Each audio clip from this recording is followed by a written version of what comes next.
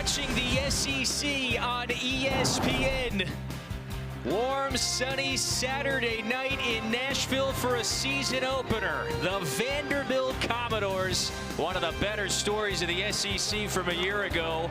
They kick off this 2025 season against the Charleston Southern Buccaneers at First Bank Stadium. Welcome to the West End, welcome upstairs, and happy week one, everybody. That is Charles Arbuckle, former All-American at UCLA and NFL tight end Kevin Fitzgerald with you. It was a renaissance for this Vanderbilt program a year ago. First winning season since 2013, so it's no surprise that the hype, the intrigue, and the excitement surrounding the program hasn't been this high in more than a decade. Yeah, Kevin, and if you talk to this program, they felt like they did some things, got to 7 wins, but they want more, and you can tell they want more. Talking to the head coach, to the players, all the way down to the maintenance people. Everybody feels like we've got a new facility, we've got new things. Let's go out and show the country what we can do. It's a program that continues to turn the corner. Last year was the breakthrough season with so many bright moments, not the least of which their first victory over not just an AP top 5 ranked team. How about the #1 ranked team in America last October in Alabama?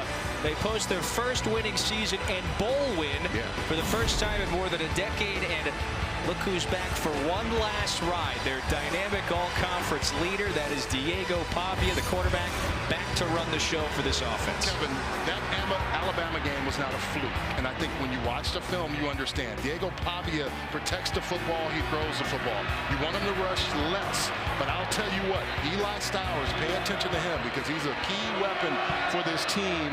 They are going to do some big things, and they think to start tonight.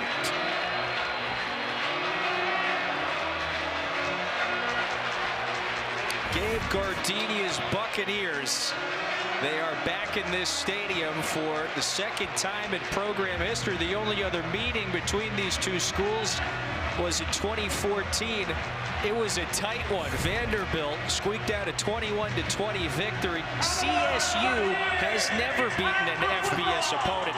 They were pretty close just about 10 years ago. Change that now, Kevin. I mean, I think when you look at a team like this, you feel like Vanderbilt has so much going for them. If you're CSU, this gives you a chance to put yourself on another platform. So much momentum behind this Vanderbilt program. Anticipation, excitement leading into this opener. So CSU going to kick this one away. Will Lang is going to have to re-tee it up. Looked like the football got blown off the tee. Junior Sherrill is back deep for the Commodores. A Charleston Southern program that had a challenging season a year ago. They too believe they are improved and deeper going into their 25 season. Week 1 in Nashville. Here we go. And so Vanderbilt will have it first at the 25. So Charles, we mentioned him a moment ago. There's the all-conference captain from Albuquerque. He was one of the compelling characters in the league a year ago. So courageous, he's driven. One of the breakout stars. Remember, he was top 10 of the league a year ago in total offense and touchdowns. That leads him to that Newcomer of the Year award. Kevin, the other thing about him is the team plays well for him. You can tell it's a certain energy that he gives, and even when he walks in the room, you know it's a difference. Cedric Alexander, that's the reliable ball carrier from a year ago. That's on his right side, and Alexander has got a solid gain on first down to get this season started. Yeah, one of the things they want to do, Vanderbilt, is have more yards before contact. Look at the push by the offensive line on that very first play. That's what they want to see. They want to see Cedric Alexander get an open field. That was an area that this team addressed in the offseason, upgrading along the line. 4 new starters that are paving the way for Pavia, Alexander, and a pretty deep running back room. So this is Pavia coming this way. Boy, his scrambling abilities, that is where he excelled last year. He puts you in harm's way when he gets outside, Kevin, because he's able to do so many different things. And the blocking here up front. Watch Cole Spence on the edge with a huge block 16. You got Styles outside blocking, and they all protect that young man. And I think that's what you're going to see more of. He's not going to always fight and run through people, but get the first down, get out of bounds. It's a very dynamic player from Albuquerque. He was not only Vanderbilt's leading rusher a year ago. Remember, he was top 10 of the league as well. So he was productive during that 7-win season. Coming this way, and it's a first down for the Commodores. Caleb Barnett, the rookie, who turned some heads in camp this summer. Well, we got a chance to talk to a lot of the folks, and Diego Pavia said, watch out, this guy can really move. They get him the ball quickly, and when you get him out in open space, man, he said he's twitchy. He may not be the fastest guy, but the explosive plays are what this offense wants to see more of, and it starts with 81.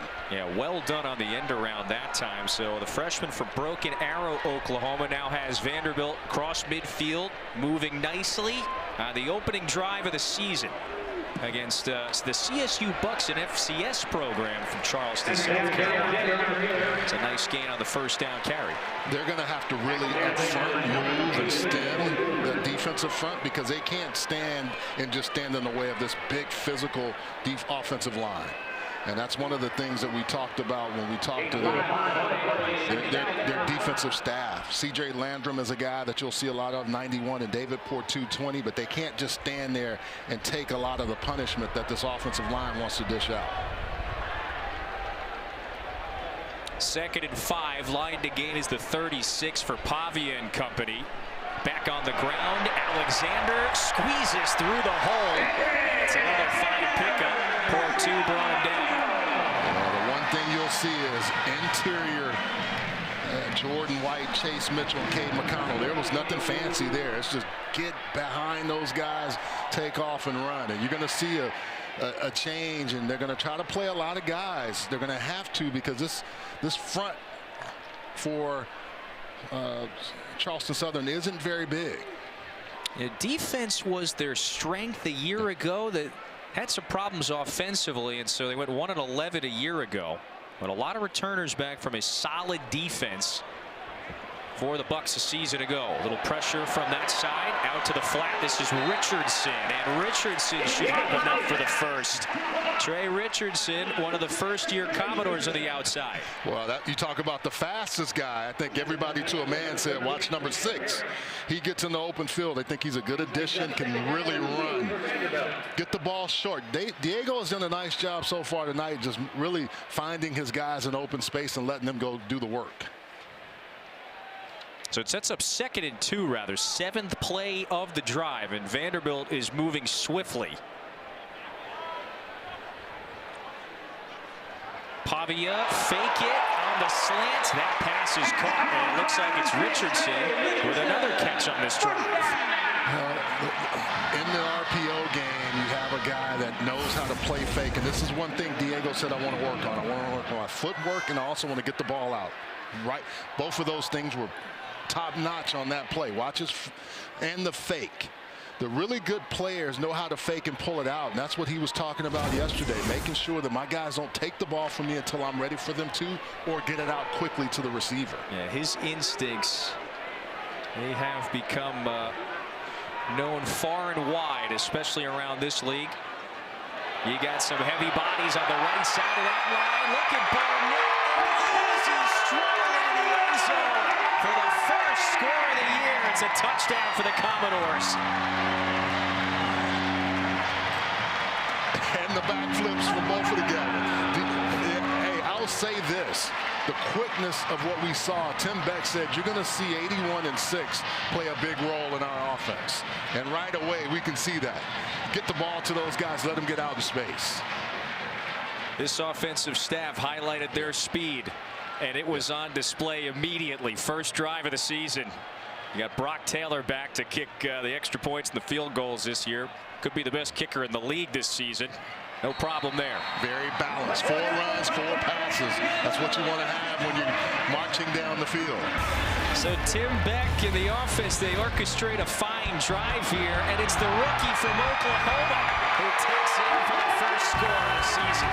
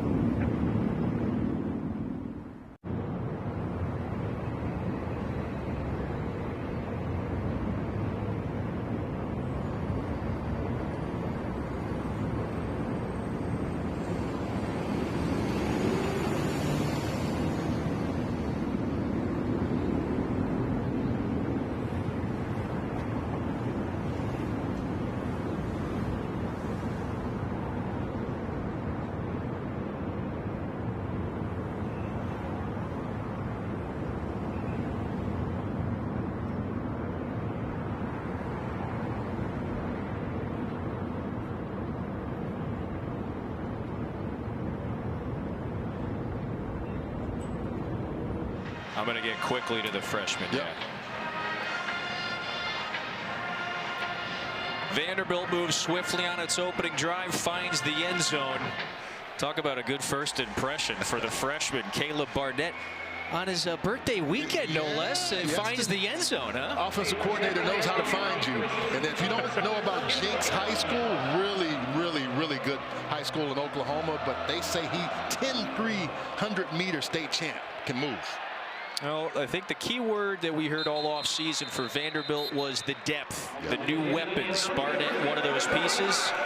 So meanwhile, Charleston Southern now will take over for its first offensive possession. So their QB1 this year, it's a healthy Zoltan Osborne. That's a redshirt sophomore from Charleston. Last couple of seasons, he was their most productive quarterback. Injuries, though, have derailed his last 2 years. So this is his first start since 2023. Yeah, they've really waited to see him play. They like him. They think he's got a lot of ability, but he just hadn't been able to stay healthy. And I think now he even said the light bulb came on for me. I feel so much better. I'm really ready to go. I think we're going to see some special things out of this young man tonight if he can withstand this defense for Vandy. Big challenge, of course, for Charleston Southern FCS program. Today, there's certainly the heavy underdogs. Week 1 for the Bucks as well. So Osborne, shotgun, a handoff to the young freshman. That's Brandon Bush, who's very likely to get the start today. Carries it forward for a short gain. Langston Patterson came downhill from that linebacker position and stopped him for a short gain. It's a Charleston Southern offense, Buck, that as a new offensive coordinator that's running the show, that's Seth Strickland. They're a little more pro style this year as opposed to the option offense in years past. Puts a lot on the quarterback from his Steve Spurrier days as well. Osborne fakes it, sling it out this way. Chris Roan with the catch, but a short gain, and it was Martell Height, their dynamic starter in the secondary, who makes the stop. Martell Height is going to play a lot on defense, but you'll see him on offense. Also, the return game, he plays a big role. But what I will say here with this is, look how quickly they got there. They have really had to upgrade their secondary, and Martell Height is one of those guys coming back to help them play fast and furious. Line to gain is the 35 for the Bucks. And we got a flag as the play clock was winding down. Yeah, got a good crowd today. Illegal snap. Offense, number 75. 5-yard penalty. 3rd down. So procedural penalty on the Bucks. That's Jeff Heeser. He's our head referee today. Yeah, the one thing you can't do is, if you're the opposing team, you can't give this crowd an ability to get in your head. They had all day to kind of sit back and wait. And it's a sellout for the first game of the year here at First Bank Stadium. All that anticipation and excitement. Osborne looking left, batted down. It was Zaylen Wood. Hey, Kevin, the one thing they talked about is being better pass rushers, but blocking the ball or batting it down on 3rd down is almost as effective as a sack, especially interior linemen. They've got a lot of depth up front, but it seems like that is an emphasis this year. Can they be a bit more of a havoc wreaking, if you will, front line? Yeah, and let's see if Martell Height can have a little wreak a little havoc here. You mentioned his prowess. He is going to get a bunch of snaps on the offensive side of the football this year as well. The cornerback is the all-conference return man as well from a season ago. And so Vanderbilt will set up at the 47 after CSU goes 3 and out. So Diego Pavia is back out there again. What does he have in store for drive number 2? It's coming up.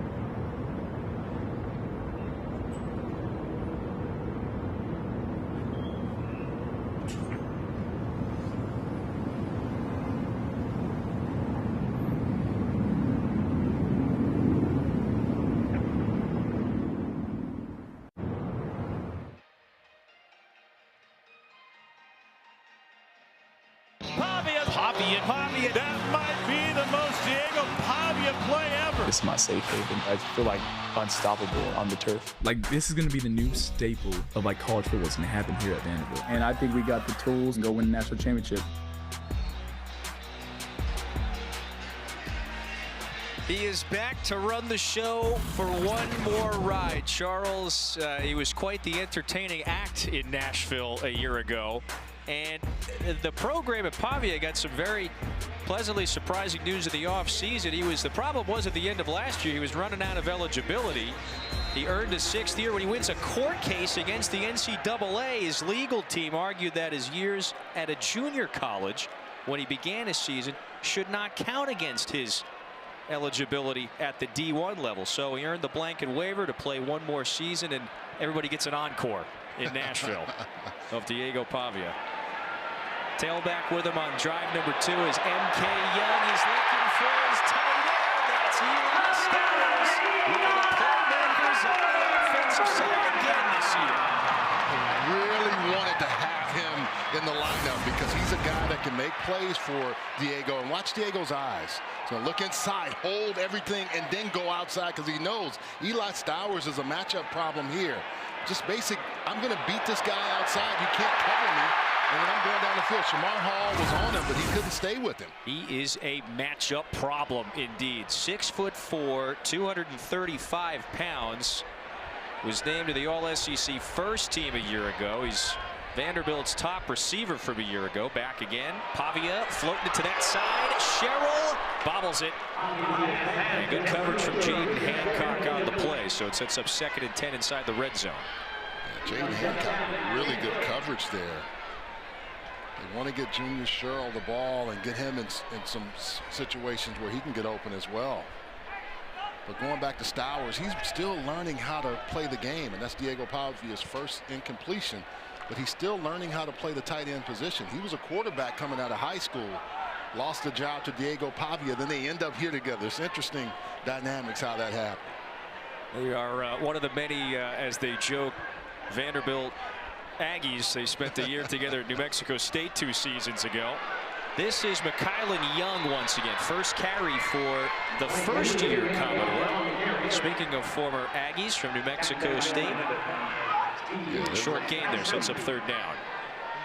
Everybody in the program calls him MK. I was really excited to have him in this offense. Running back rotation going to be Alexander, Young, Newberry. They will certainly receive the bulk of the carries, and it's the junior Alexander back out there next to Pavia. 3 wide receivers, bottom of your screen. 3rd down. Charleston Southern trying to bring some heat. Flick it over the middle. It's caught. Sherrill breaks free. Touchdown. Well, Diego has to beat one guy, and he's going to have pressure right in his face. And he just stands in the pocket and gets that ball out to Sherrill.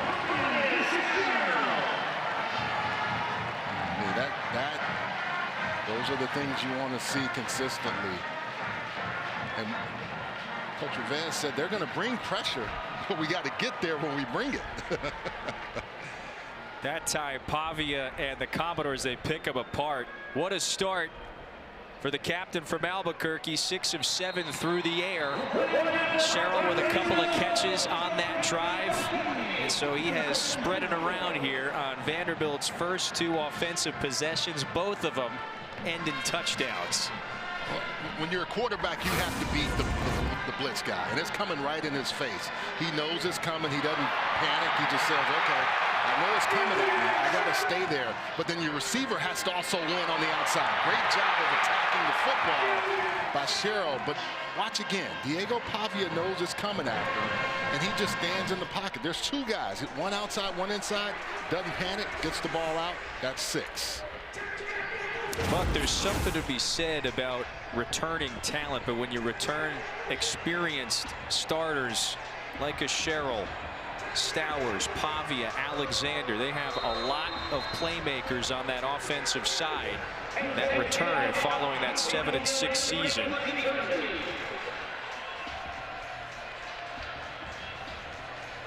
After halfway through the first. Vanderbilt with a statement. So while we got a moment, remember, get all of ESPN college football all in one place. It's the all-new ESPN app. Unlock with the ESPN Unlimited plan or log in with your TV provider. Do that today. Week 1 has already given us a bevy of exciting moments. Oh, man, what about Boise State not being the team that, you know, you thought they would be? I got beat up bad the other night. Around the SEC, the primo matchup earlier, Texas falling to Ohio State. So here's Charleston Southern, second drive of the day, and this is their most positive play. That's Brandon Bush, got to the outside that time before Martell Height ushered him out of bounds. It's a nice pickup there. Going to run a lot of outside zone to get him outside and give him a chance to, whoever the running back is, to get out in space. And that was a really nice run right there, 8 yards. Good blocking by the offensive line. Gabe Gardenia is the third-year boss in North Charleston. He likes the pieces that he has on the offensive side. It's going to be a lot of mush. Tyson Greenwade is very likely to be the other running back that is featured today. They keep it on the ground. Bush devoured at the line. So a very short gain, if any, should set up third and maybe 2. Steve Gregory, the new defensive coordinator, also talked a lot about multiplicity and doing different things with this defense. Right away, Brandon Fontenette, you're going to see him a lot. He's that guy that's a captain of that defense. You've got all kind of guys up front that will make plays for this defense.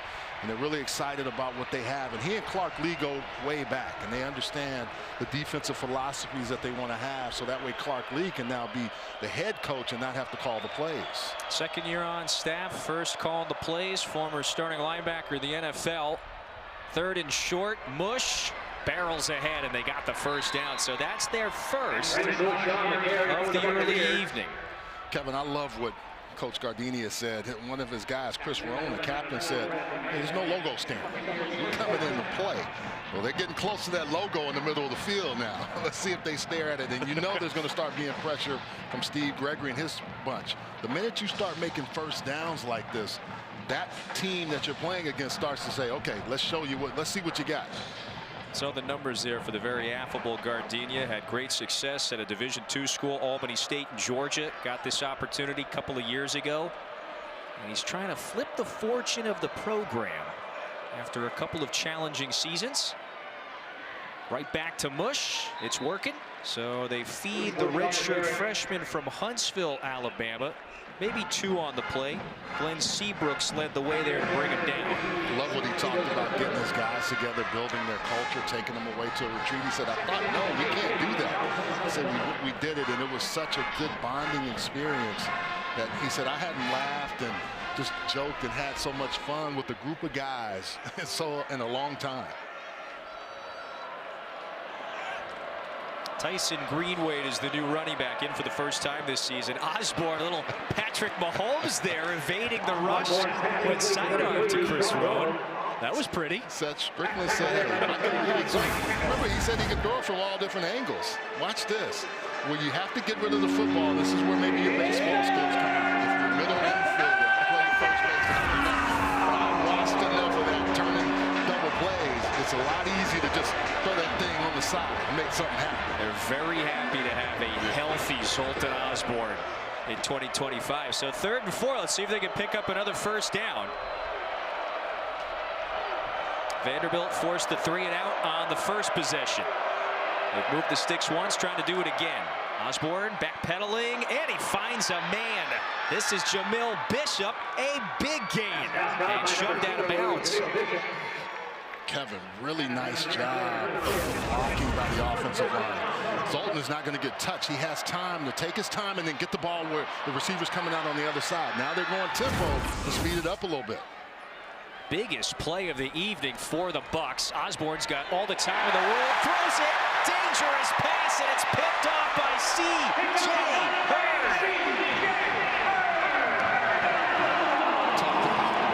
That's going to really help this defense. C.J. Hurd is one of them out of Atlanta, Georgia. But Osborne can't make that throw. You've got to get it to your receiver. Not a good throw. have a chance, Kevin, you got to put that ball on the money and not the money to the other guy, because he'll make a play. This defense wants to be ball hawking, and they're doing it already.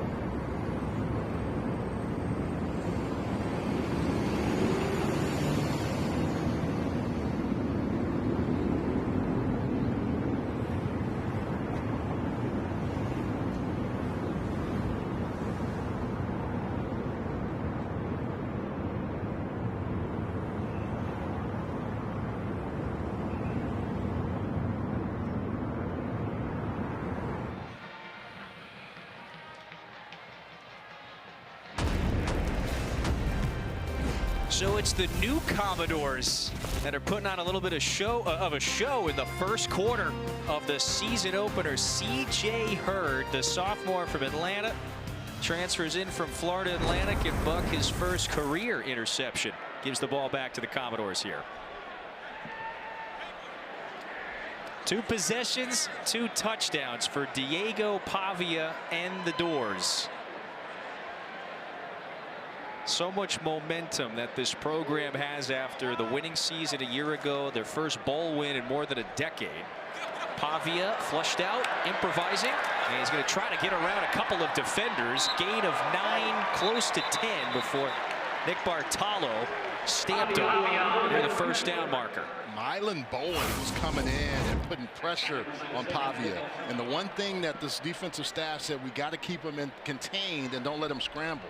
He does a really nice job of right there just running up on people, making sure Nick Bartolo thought he had him, and he's all turned around. Had him twisted that time. Pavia very mobile.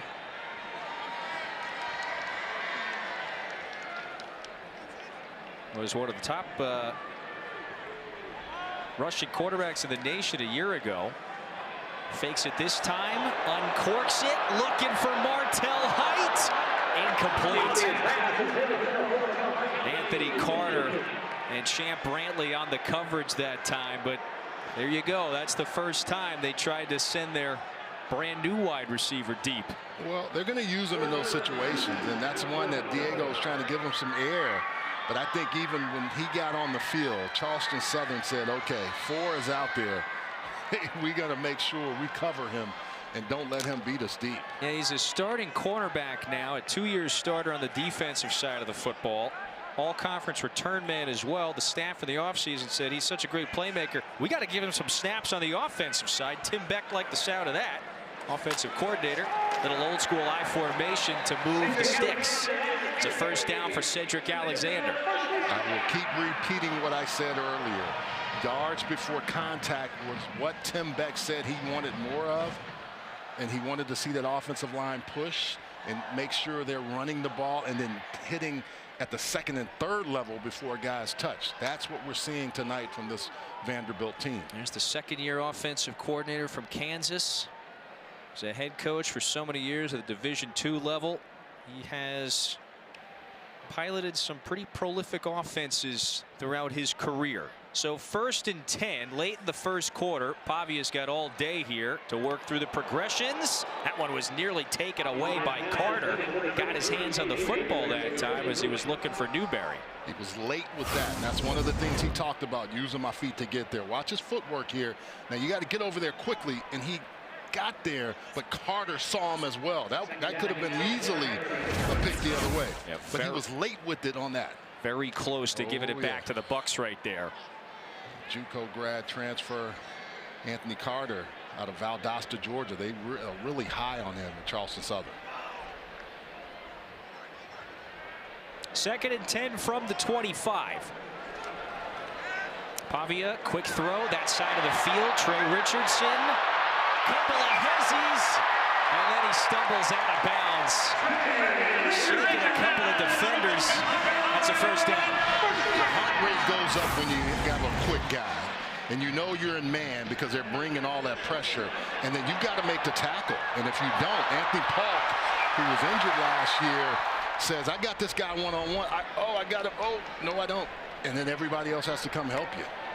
Made it look easy like Sunday morning. We're going to get a few Commodores references, huh? Say yeah. Richardson gonna have me calling all their songs. Lionel Richie out today. He'll have to be the Richie on the offense for the Commodores today. So Pavia looks like he's going to keep it. Couple of blockers. Picks up a handful. Chase Mitchell, when he gets moving, that big right guard 50, then they have a running back so they can overload. Your running back becomes your blocker for you. In that case, A.J. Newberry was there. I saw all the running backs on the elevator today. They all had the ball holding tight. I was trying to knock it out. They said, you can't get rid of it. We got to hold on to it. Late in the first quarter, Pavia throws it, a strike, and it's Richardson with his second catch on this drive. Making his 4th already today. Hollis brings him down, but that's a big play. Again, the one thing we talked about with Diego Pavia, footwork and getting the ball out. That was a really nice throw and catch. They're going to try to snap it. No, that's going to be the end of the first quarter. And that was a prolific first quarter for this Vanderbilt program that is trying to continue to turn the corner. Touchdowns on their first 2 drives, and they're doing it in style at First Bank Stadium. It's 14-zip.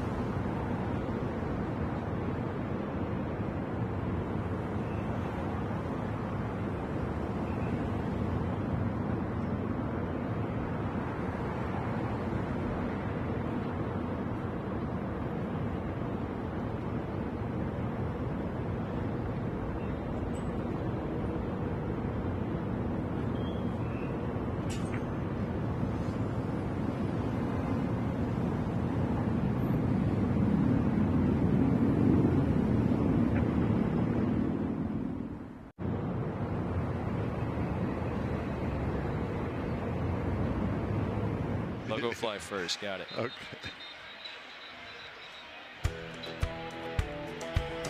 You are watching the SEC on ESPN.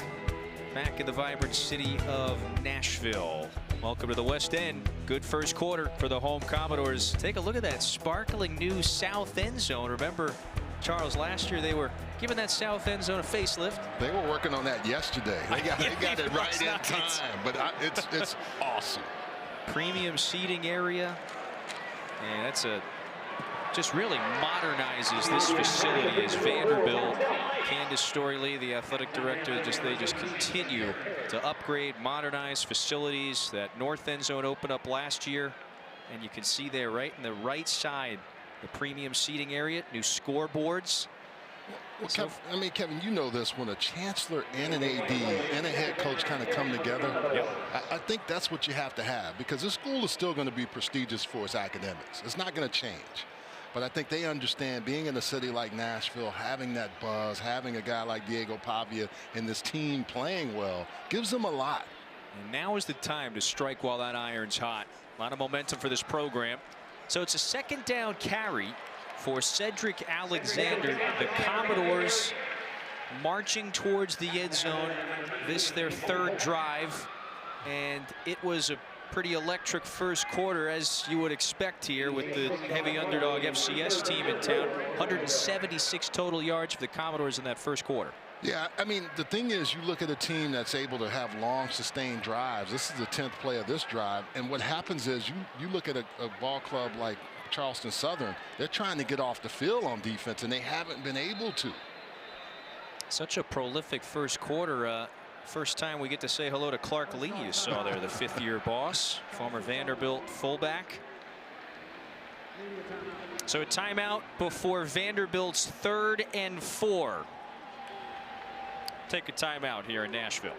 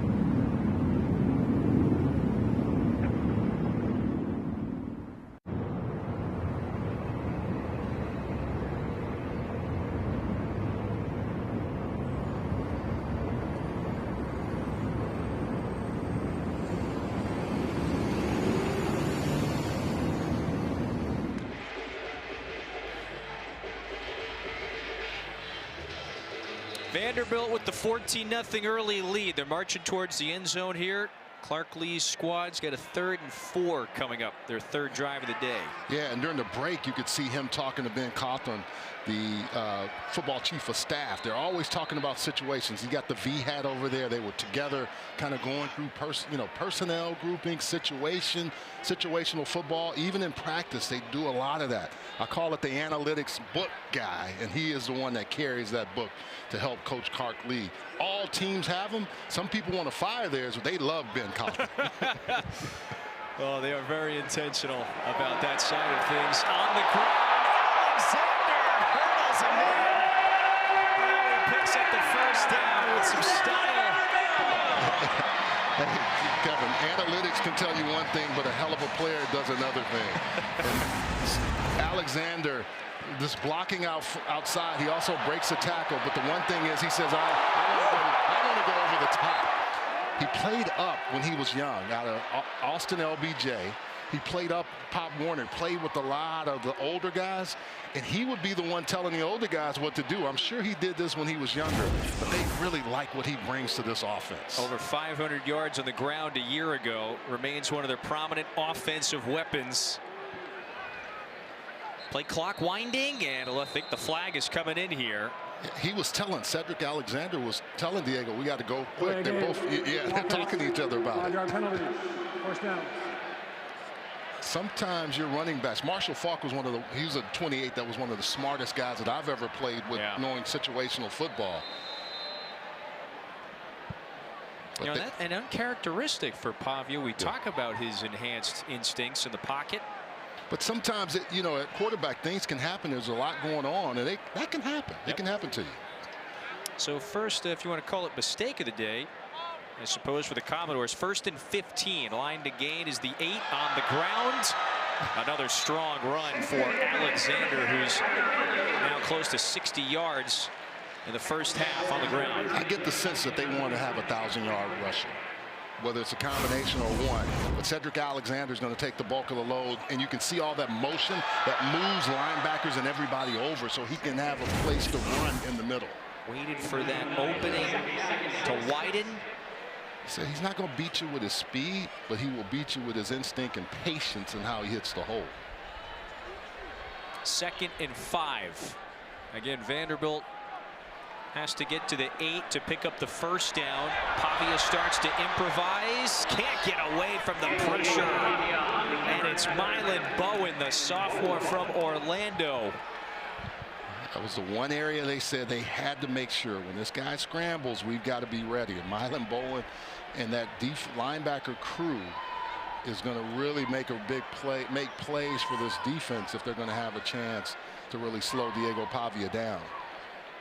Nick Reveiz, he is the 3rd-year defensive coordinator. Remember, a former Tennessee captain, so the folks around these parts will remember that name. He's got what he believes is a much more mature and experienced defense overall. Pavia, quick drop back, flick it this way, that's caught. And Richie Hoskins has got his first catch of the day. And so that'll set up 1st and goal once again for the Commodores. Another guy who had a good camp. And I think the one thing when you're the quarterback, you got a lot of mouths to feed. He's starting to get the ball around to different people. I mean, I can remember playing with Troy Aikman, and all the receivers are yelling at him, I want the ball, and I'd be the last one out of the huddle. I got you, Ake. That's what these guys are trying to do. They're trying to get the football. They know Diego will get it to them, but they're trying to politic for it. Charles, how about this? 14th play of the drive for Vanderbilt. Knocking on the door again. Pavia, pitch it out. Newberry walks it in, an easy score.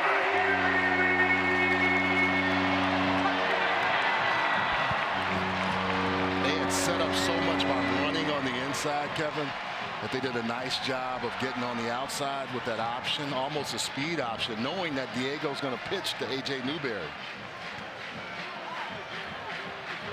3rd touchdown for Vanderbilt and a 3rd different player.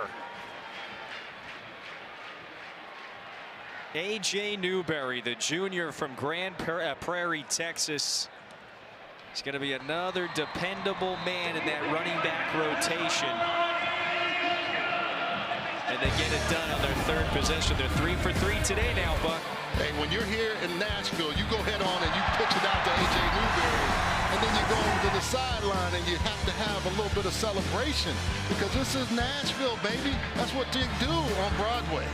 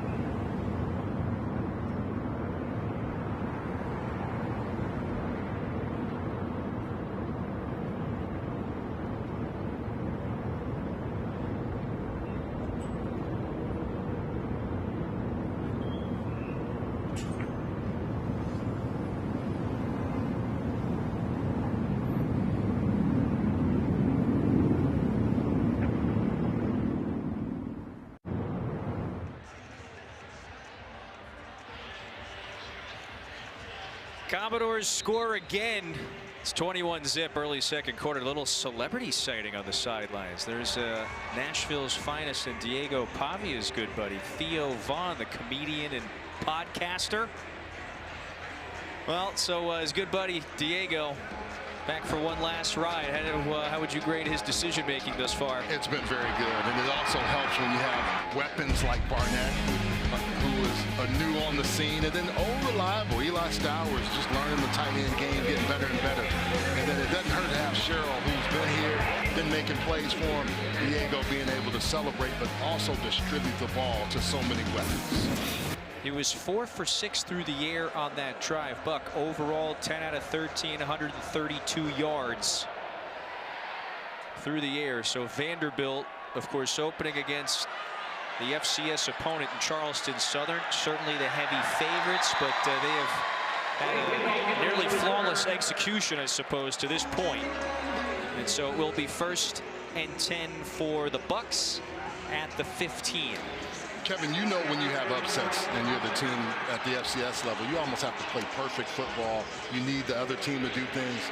This offense is not going to do that. So now if you're Charleston Southern, you've got to find a way to get a little bit of that momentum they had before that turnover that Osborne had. As Gardenia, you saw just a moment ago Osborne speaking with first-year offensive coordinator Seth Strickland, who was Connor Shaw's backup at South Carolina a little more than a decade ago.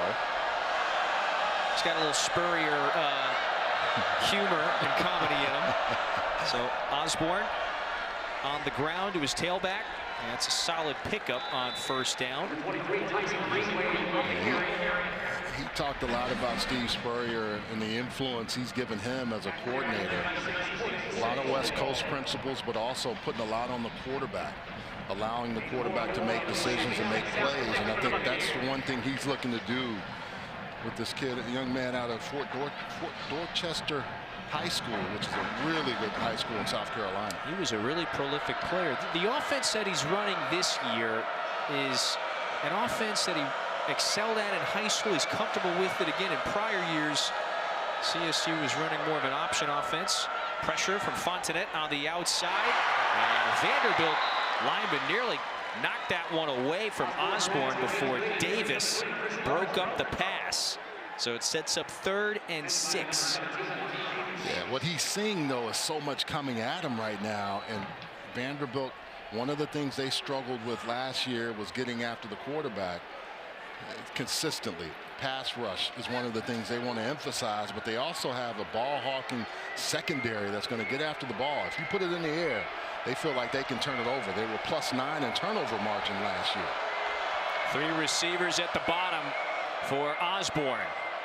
Looking this way, good pocket, bounces it, and that one is no chance there for Kindle, so 4th and 6th.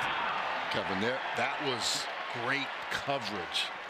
He had nowhere to go. It was good pass protection, but you could just tell he had to burn the ball. Didn't want to throw it away to the other team. But that's the one thing that, watching this Vanderbilt secondary and talking to Steve Gregory, he was like, our guys are going to be really, really locked in, and we've got a lot of them now. We're not going to get beat like we did last year over the top. They really think collectively as a group they took a major step forward physically in the offseason.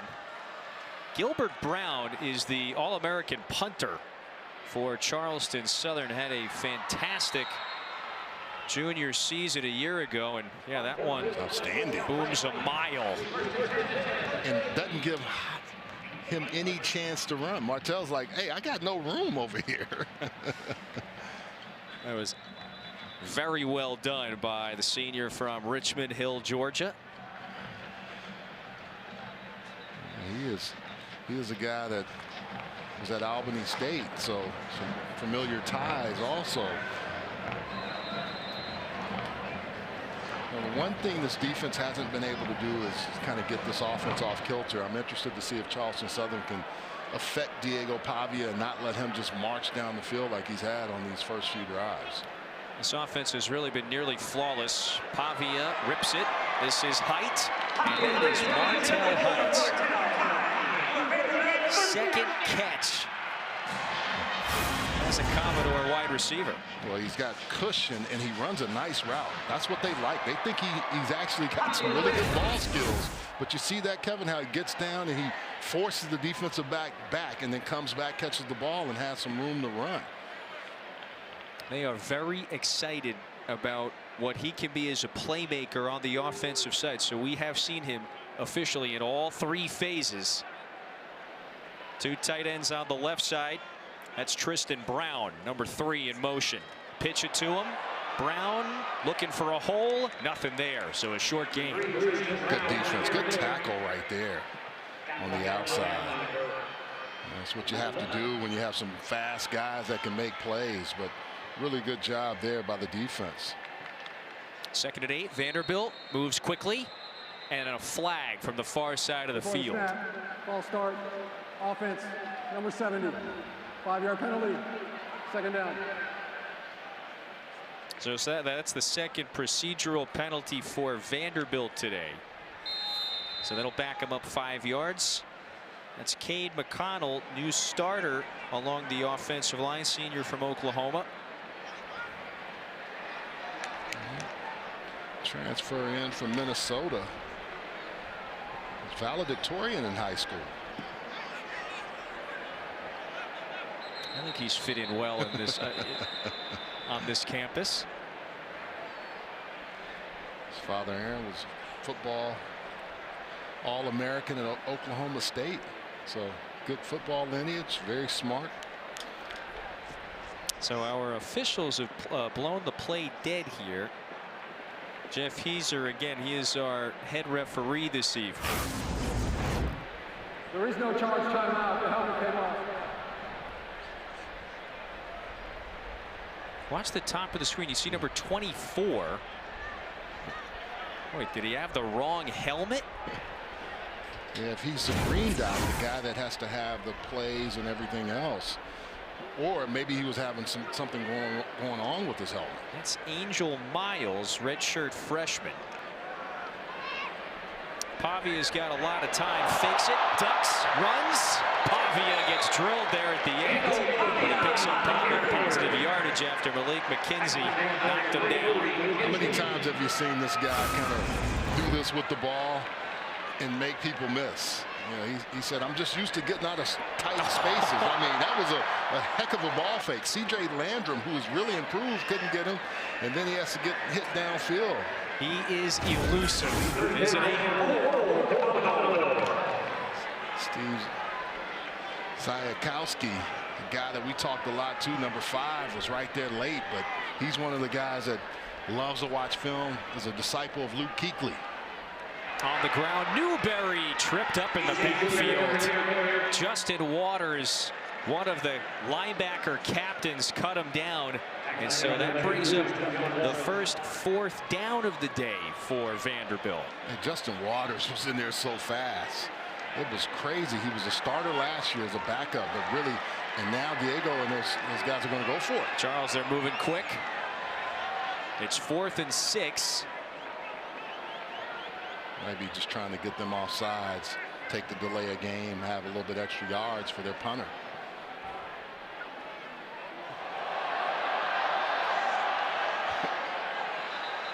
And a player on the right side of that Charleston Southern line First charge timeout. that jumped. Vanderbilt. But it's a timeout, Vanderbilt, and you would think they are certainly going to punt it away now. Good day at the office for the Commodores so far.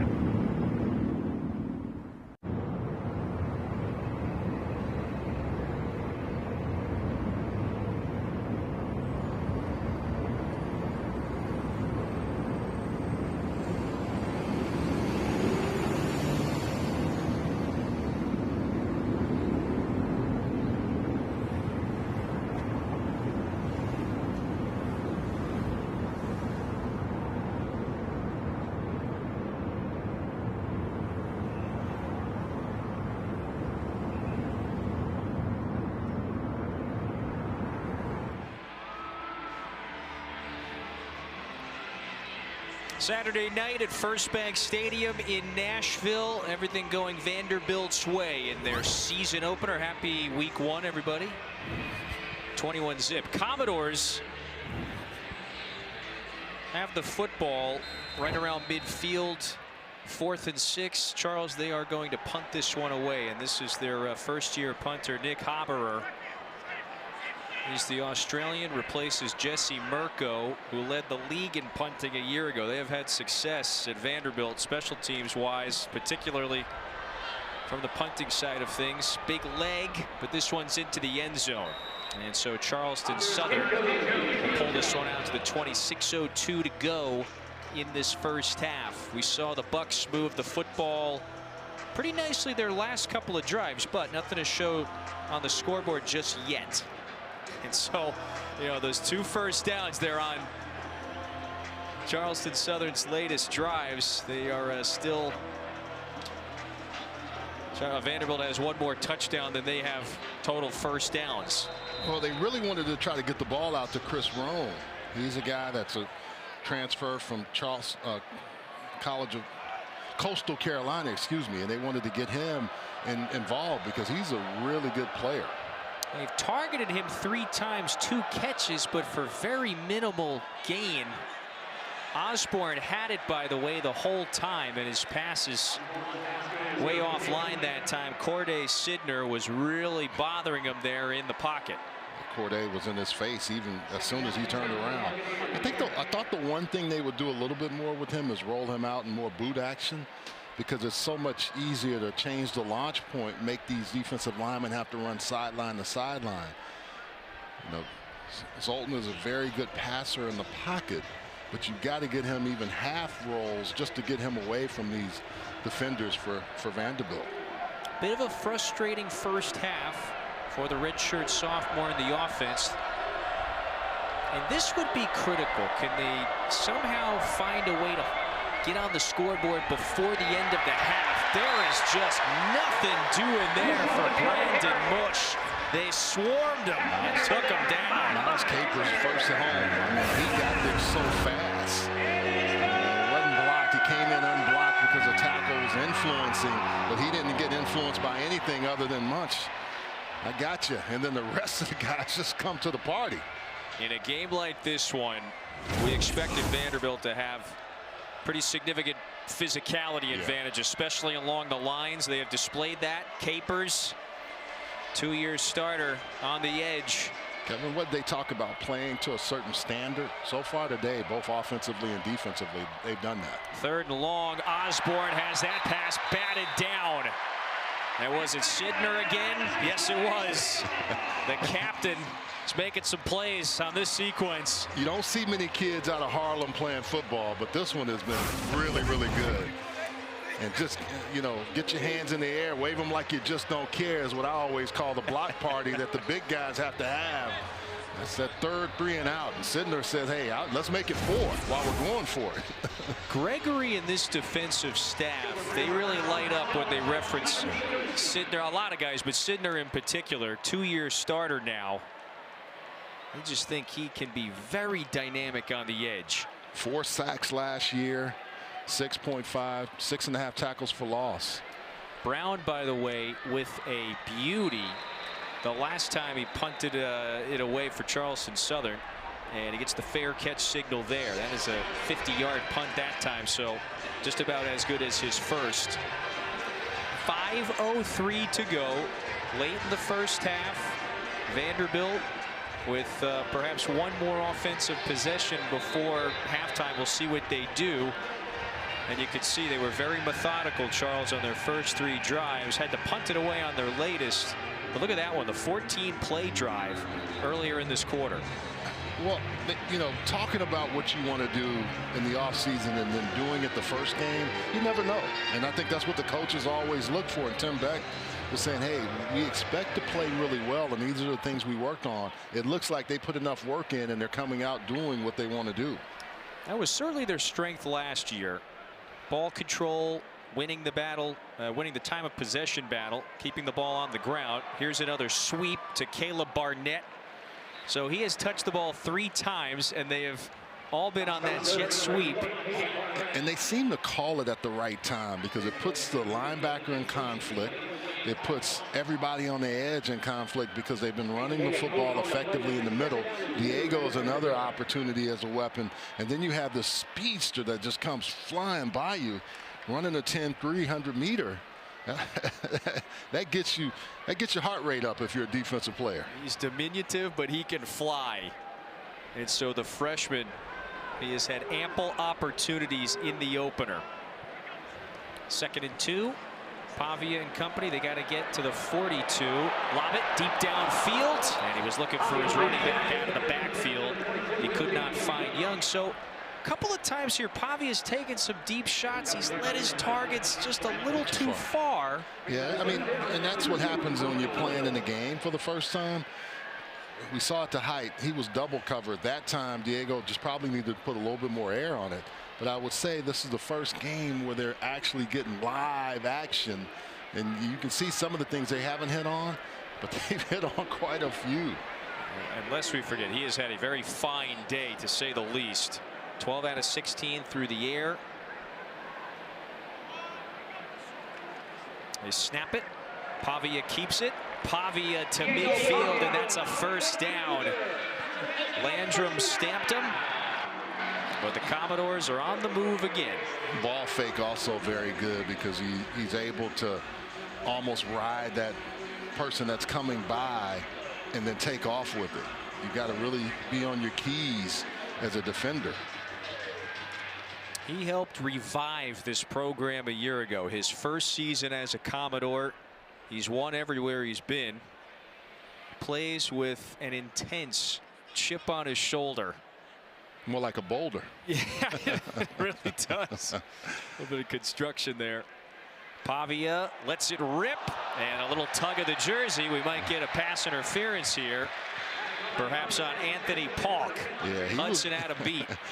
You could see that white glove on the black jersey of Hudson being pulled back. That's another weapon that they want to get the ball to. Transfer out of Mississippi State. Bigger, longer, more vertical receiver perhaps this year for the Commodores. There are 2 fouls on the play. Holding, offense number 55. Pass interference, defense number 19. Those penalties offset. First down. And so they offset on that sequence. Yeah. So you can see him beating the defensive back, Polk. And one of the reasons he went at that outside shoulder and beat him, and then the hole there, yeah, you get your hands all around him, and easy call against Bryce Henderson.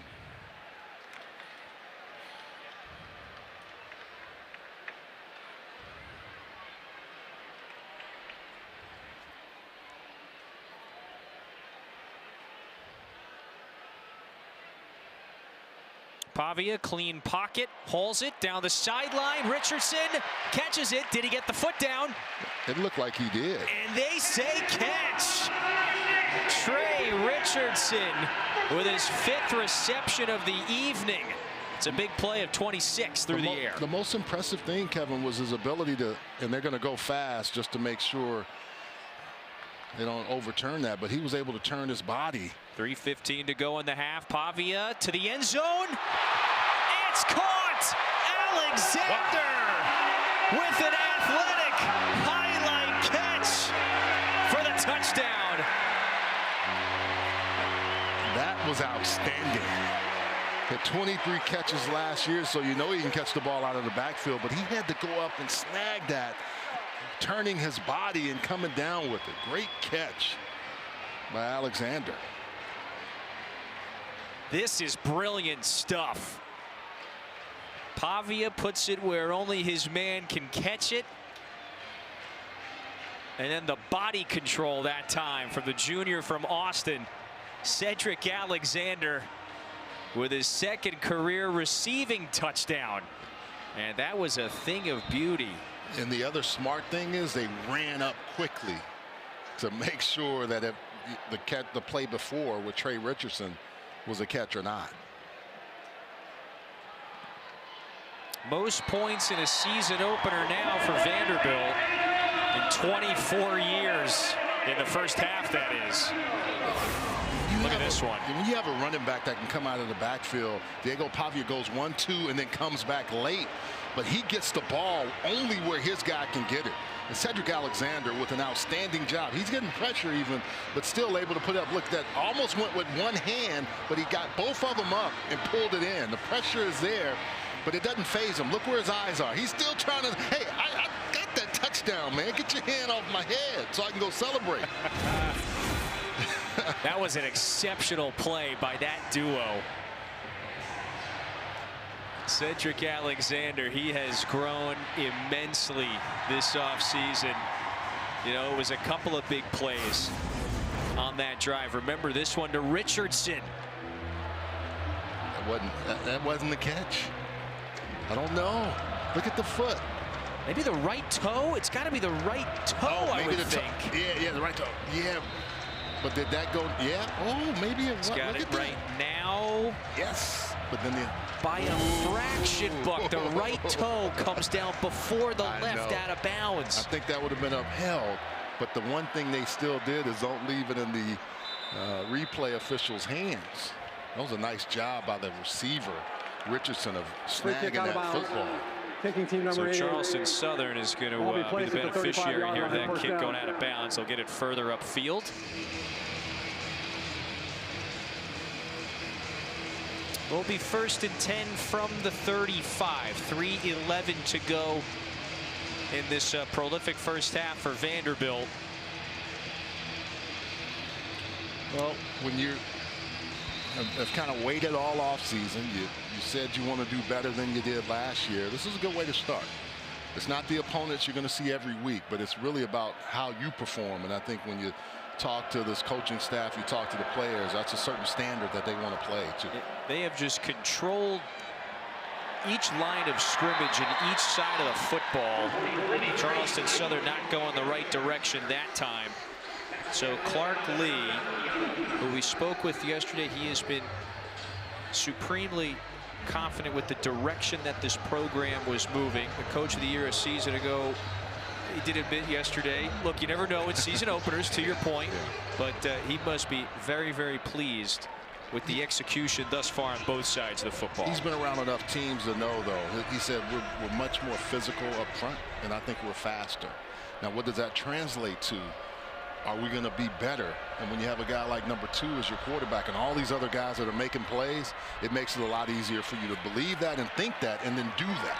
That 2nd and 10 play, the end around that time to Quay Kindle. But there's a flag right near the original line of scrimmage. If it stays, that's going to be a 4-yard gain. Offense, number 10, 10-yard penalty. Repeat 2nd down. So the holding penalty will erase that one. Tight end from North Carolina Central transfer, Nevane Moore. They want to use their tight ends more. They win a lot of 10 personnel. You can see on the outside, Moore grabbing and just holding. Zunk, the defensive lineman. That's only the 2nd penalty commit by Charleston Southern. They played a pretty clean game. It's just physicality-wise, yes. You know. Partner, I would agree with you there.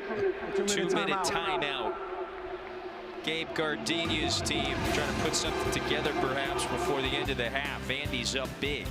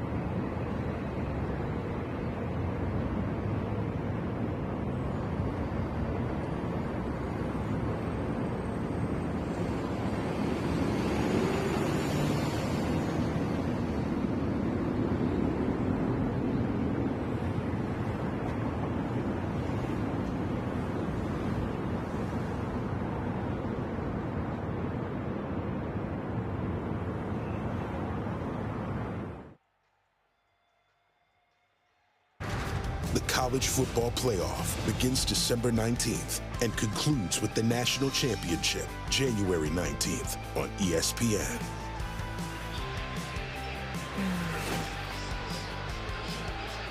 Happy week one from Nashville. We officially start the march to the college football playoff today, and some notables from around the SEC. Charles, top-ranked Texas loses that heavyweight bout against the defending national champs, Ohio State.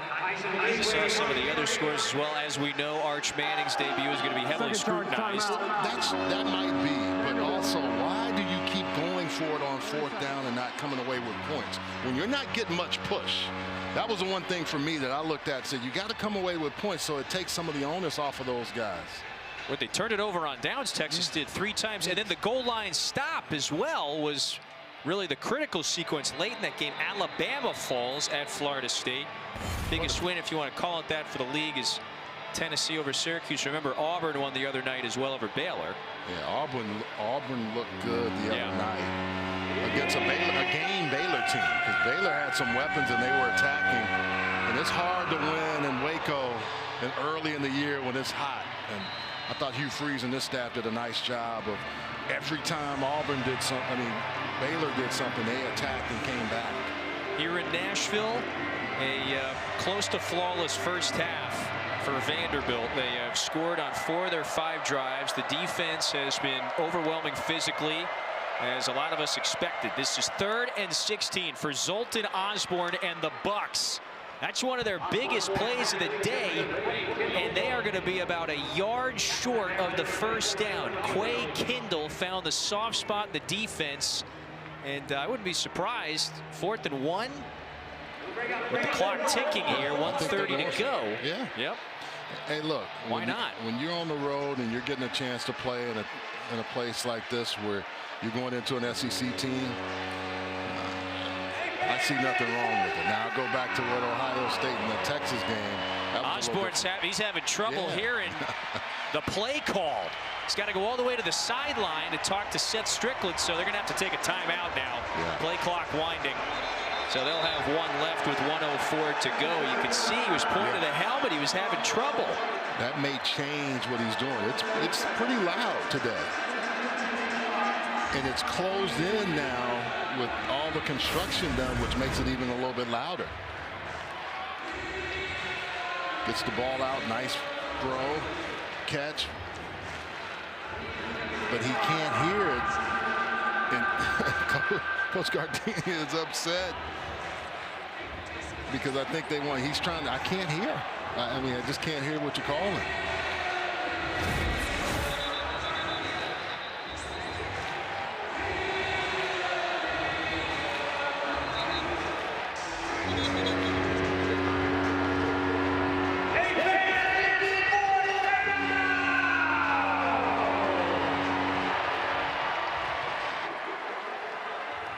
Osborne's frustrated. They're going to send the special teams unit out there and punt it away. Charles, you hit it on the head here. There is a little more liveliness than in years past. Obviously, it's the season opener, but an announced sellout, First Bank Stadium. This upgraded stadium now for the Commodores. I know I've been here before where it seems like it's more of the opposing fans than the Vanderbilt fans. That's not the case tonight. Now we've highlighted the bright spot here for the Bucks. Gilbert Brown. In a lot of ways, he could be the best punter at the FCS level. And so Vanderbilt has it here. A minute to go in the half. And coming up at halftime, if you would like, you can watch the live performance of the Spirit of Gold Marching Band. That's on SEC Network Plus. You can stream it on the ESPN app. They will be out on the field momentarily. So I said Vanderbilt's last time offensively out on the field, I said it's probably their last time touching the football this half. They're going to get one more shot here. They got 1 timeout, 59 seconds to go. And this is what we watched them execute yesterday. Of course, 2-minute, 1-minute drill. Yep. Opportunity for 2-minute drill. Also, I would think after this, Diego would be done and some of the offensive starters. But this is the opportunity for you to do it against someone else besides yourself. There goes Newberry, or make it, yeah, it's Newberry. Pavia under pressure. Pavia is sacked. First time Charleston Southern has gotten to him. And it's Mylan Bowen leading the way again with Malik McKenzie. Yeah, David Portu also was the first one to get there, and then everybody else rallied to him. But this pressure you're going to see from this undersized team, able to just get there. Stunt game in the middle of the field, and 20 gets there first, but then the other guys come to clean it up. You see the tackle, Cade McConnell, completely misses him. 70, and 20 comes around on that loop, and that's why all of those guys can converge. It was David Portu, the captain from Fort Myers, Florida, that got to him first. A lot of times when you have situations like this, you want your edge rusher to kind of come in almost to a 5 technique, and then you can move them around, and the guard will sometimes miss them because they're not anticipating. That was a really nice call by their defense to screw up the interior of the offensive line. Yeah, good moment, fine moment right there for the CSU Bucks defense. So 2nd and 13, Vanderbilt used its last timeout, so they don't have any here. Final 47 seconds of the half. Commodores have piled up more than 300 yards of total offense. Pavia through the air. That's his tight end, Stowers. Oh, he's barreling off of white jerseys and to the 40. Stops the clock momentarily. 38 seconds to go, and they hurry up. He has just improved so much in the tight end game. Former quarterback, but you can see there, run after catch, really nice. Pavia scans, flings it out this way. Sherrill, and he gets out of bounds easily after another first down pickup. They're at the 42. Stowers with this catch, and they have tight end U right next door to the facility, so he's gotten a chance to be around some of the great NFL tight ends and learn. This is a great job. This is why he's projected so high, because of that. And now Sherrill on the other side with the great catch and run. They want to see more out of Sherrill. They think they have potential to see him do so much more this year. Okay, going back to the Stowers catch, I counted 6. 6 different bodies hit him before he finally came down. I'm up here smiling, man. When you see a guy looking like Mark Bavaro, but moving like looking like you, my man, out there. That was good. Stowers turned in that all-conference season a year ago. Pavia's top target from a year ago. He evades the rush this time. Pavia across his body. He's got a man. Hoskins is in. Touchdown!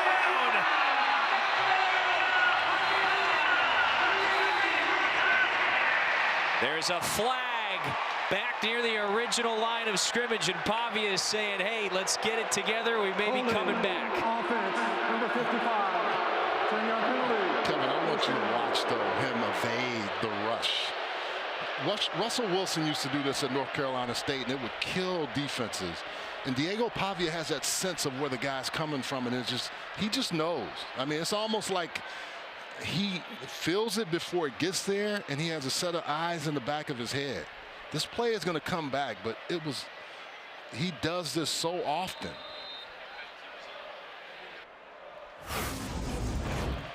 Yeah, like, watch, clear and clean rush. He knows it's coming. Then at the last second, just becomes Houdini, like David Copperfield, and then move away, and then just able to get up the field. Now the hold is going to take place, but those are the kind of things that scares defensive coordinators in this league. He's got the instincts. That holding penalty was on the right tackle, Henderson. Pavia scrambles to Sherrill. That's caught, and with that pass, that puts him in Brock Taylor's field goal range, but not so fast. Another flag. Yeah. Offense, number 72. And I saw this one. 10-yard penalty. Glass again.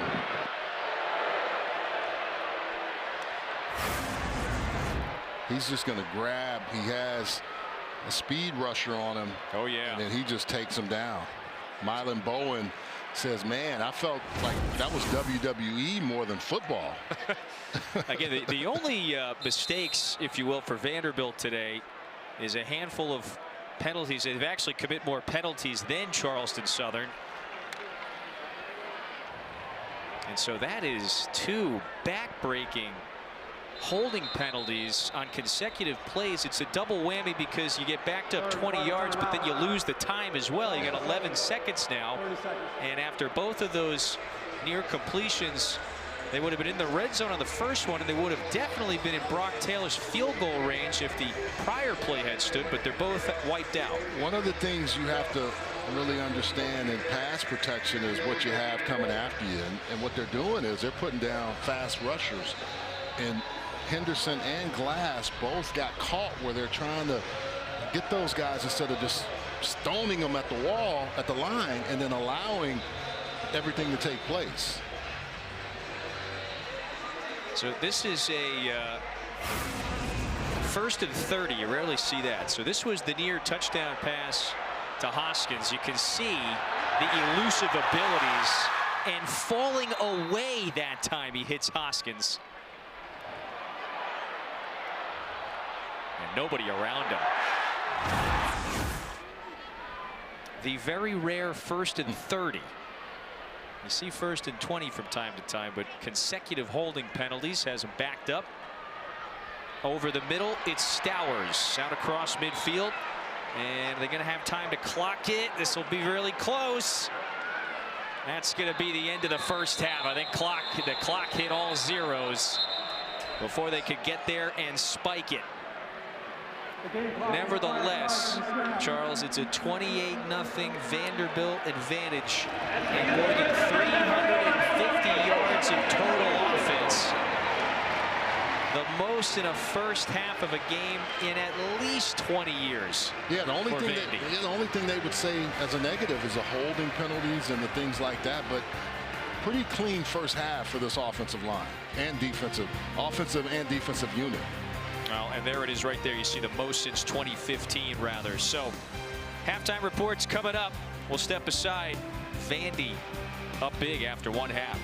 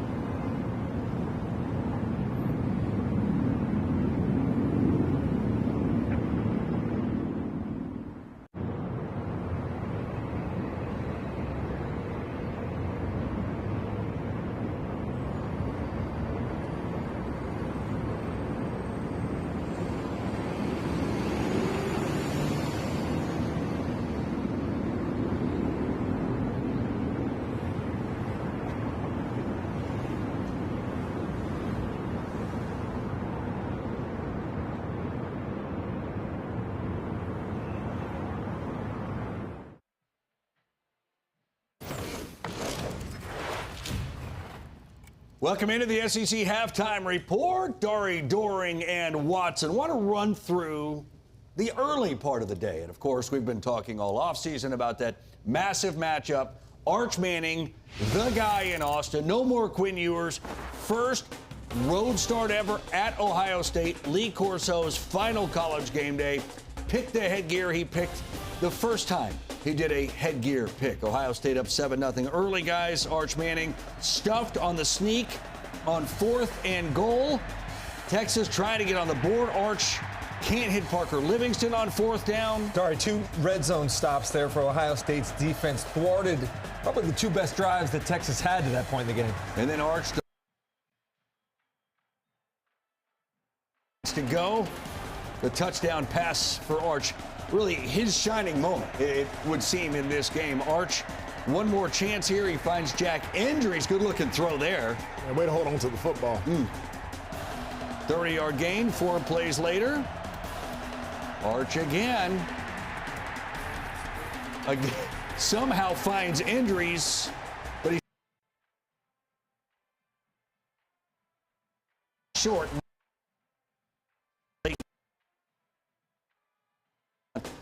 14-7. Ohio State gets the win against Texas. Arch Manning, you see his numbers, 170 yards and a touchdown. The majority of that came in the 4th quarter. We'll talk all about what the guys saw from him over the course of this day. Steve Sarkisian on his quarterback, Arch Manning, after the loss. I always want him to play better. That's a job of a coach, right? And our job is to try to find ways for all of our guys to play better. And so for Arch, the expectations were out of control on the outside. But I'd say let's finish the book before we judge it, right? This is one chapter, and we got a long season to go play. Ultimately, not good enough. Obviously, you don't want to start off the season 0-1. They're a good team, but I thought we beat ourselves a lot, and that starts with me, and I got to play better for us to win. Can't wait till the second half to kind of get things going. Took a whole half for us to kind of even get the ball down the field, so that starts with me. Got to get back to square one and get back Monday and go prepare for San Jose State. You know, this is the first game of a season, of a long season, and I sat at SEC Media Days and said I think the days of a national champion being undefeated are over, especially when you play in games like this and you play in the conference we play in. So we've got an opportunity here over the next month to really clean some things up and to get ourselves in a great frame of mind to get ready for SEC play. I thought for the most part we handled this environment really well for a first game with a lot of new faces. I was proud of some guys who was their first time in real action, doing some good things for us. But we'll get better. We've got a good football team. That's a good football team we played today. We'll get better, and we'll be okay. You know, when you're somebody that gets the love, the acclaim, the chatter that Arch Manning does, you're going to get credit when you win, and you're going to get blame when you don't. But it isn't just Arch, was it, on this day? Yeah, it's part of the glory and I guess the defeat of playing quarterback. But you're right. I mean, there's enough blame to go around. This offense scored 0 points in the first half, only 79 yards of total offense. When you look at Arch, he wasn't able to complete the passes that were open. But when you look at this film, CD, you're going to see a team that allowed a lot of penetration on the offensive line. There was some missed blitz pickups. There were times where receivers didn't get separation. Even the route at the very end of the half where Arch had an opportunity to throw a touchdown, a better route there would have created more separation for his quarterback. And so while Arch is going to be the main topic of Twitter and of all of the things that we talk about, this offense didn't perform well. I look at that 15-play drive that ended in a stuffed goal line stand by the Ohio State defense. That was indicative to me of how they played offensively. Just not enough push, not enough not enough continuity to go on the road against a really good Ohio State defense. I thought Sark made a good point. It's a very good team. On the other side, they're a good team. Very similar built rosters. A lot of departures from each, but a lot of talent that's back. And what did that game come down to when they played in the semifinal? It was explosive plays. It was execution in the red zone. I thought that Texas's defense did a great job today of limiting any big plays. In fact, the only big play that was over 20 yards for that Ohio State offense was the 40-yard Carnell Tate touchdown. So they make a play there. Texas didn't make as many plays, and then the red zone stops. You get down there 2 times and have 0 points to show for it. Those 2 things were the difference in the ballgame. But 2 very good teams with great defenses that battle back and forth. You know, the margin is very small when you're talking about those 2 types of talented teams. We talk a lot about Ohio State, too. I realize this is not the Big Ten network. They already have that thing. But they lost so much defensively, especially up front. I was for one, really impressed with what they were able to do against this Texas offense. Well, I mean, you think about Ohio State and Caleb Downs. I mean, we didn't even really mention him that much, but he's arguably one of the best, if not the best, player along with Jeremiah Smith in the nation. And so he's a guy that's a veteran. He's able to get the defense lined up. And again, Matt Patricia comes in. We were wondering how that was going to look for this college defense. I thought he mixed up the blitzes tremendously. I thought he had Arch Manning confused. They got enough penetration and got in Arch Manning's face and roughed him up enough to where there were several times where Arch had an opportunity to hit open wide receivers, and he was off target, I believe, 11 times of open wide receivers. And, CD, these weren't plays that were way downfield. Yeah. A lot of times there were plays that were 5, 6, 7 yards, under 10 yards. He was just not able to hit those guys because Matt Patricia, I think, called a fantastic game defensively. Manning, off-target percentage of 37%, worst by a Texas quarterback in a single game over the last 10 seasons. Pretty telling stat. All right, 14-7, Ohio State gets the win against Texas. A lot of people looked at this game in Atlanta and said, look out, Tennessee. Didn't know much about Joey Aguilar, the new starter. Coming over from a couple months at UCLA, previous 2 seasons at Appalachian State, but he can scoot a little bit against the Orange. I will tell you what, man, I was not expecting a ton from him today. He impressed the hell out of me. But what is this team built on under Josh Heupel? It's being able to run the football and play great defense, 2 things that they did really well today. Peyton Lewis slams his way to the end zone there, and then Aguilar. Did he make that look easy, or did he make that look easy? He showed tremendous touch on the football, but this is something that Joey had done. When you look at the film of him playing at App State, he throws a tremendous deep ball. You're right. We didn't know what to expect in this game, but he did a good job. And the receiver, CD, made some plays. And running backs, how about this uncovering by Star Thomas? How about the presence, though? He went through his progressions. The offensive line did a great job of giving him time. He stepped up and made a great throw to his running back out of the backfield. Then he finds Miles Kitselman for the touchdown, does Aguilar. 16 of 28, 247, threw for 3 touchdowns. Sorry, what's the important number there? I'm looking. We've been talking about the last 2 nights, quarterbacks. No interceptions. That's 0. exactly right. Yeah, it's a number that's not even there because it doesn't exist. Did not put his team in bad situations, did what he was asked, and let the people around him make plays. 45-26. Well done, Tennessee. What a good way to start their season. How about Mississippi State? Again, a lot of people down on them going into Hattiesburg to face Southern Mississippi. Blake Shapen only played 4 games a year ago, got hurt. Shapen comes out. He's got a guy wide open, and that's Seydou Traore, 57 yards for the touchdown. The tight end, by the way. Englishman. Yeah. No, that's right. From the UK. Yeah. Think you're getting fish and chips on the way home? Would you like to call this one here? Who ran that in? Was that Fluff Bothwell? That's exactly right. Fluff Bothwell, That's tough to 6 say. yards. And then Devon Booth in for 6. Hey, 17 points allowed by the defense that was miserable last year. Getting better. That's a good start to the season for those Bulldogs. Another upset pick by many. Kentucky facing this is the MAC favorite with a lot of experience. That's Toledo. They got AP votes, folks. But Tucker Gleason picked up by J.Q. Hardaway. So Big Blue gets the turnover, and after that, Zach Calzada just had his 39th birthday. Happy birthday, 7-0 Wildcats. Not really. He didn't really have it. 39. Dante Dowdell. Dowdell! Where's he from, 79. Dante Dowdell. Nebraska? Nebraska. Hey, there we go. Pounded away in the second half. Leaned on that offensive line. I like it. 220 yards rushing. You know what's beautiful about this graphic right here? What are that 4 little words that you see there? There's no time. We're not committing to a time. That's we're not committing. Yeah. Because the show will air tonight after the games. We promise. Whenever the games are over, we got you. SEC football final number 1 for the year.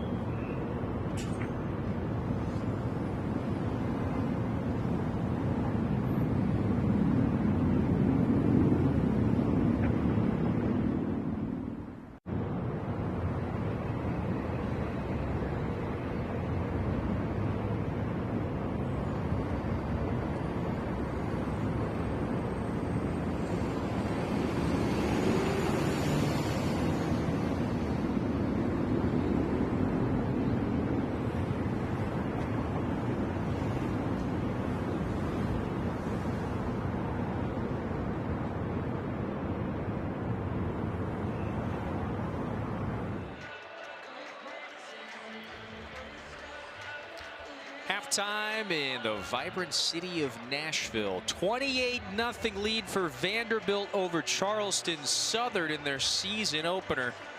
And while we got a moment, let's remind you, this is Vanderbilt's first season competing in volleyball in 45 years. The athletic department relaunched the program at Friday night. It was their first home game of the season as the Commodores beat Belmont in style outdoors at Wyatt Lawn on the campus in front of a gigantic crowd. And you see a 3-1 victory over Belmont for the Doors. Remember that volleyball action, it continues here Sunday with Nashville's Broadway Block Party, the Big Ten against the SEC.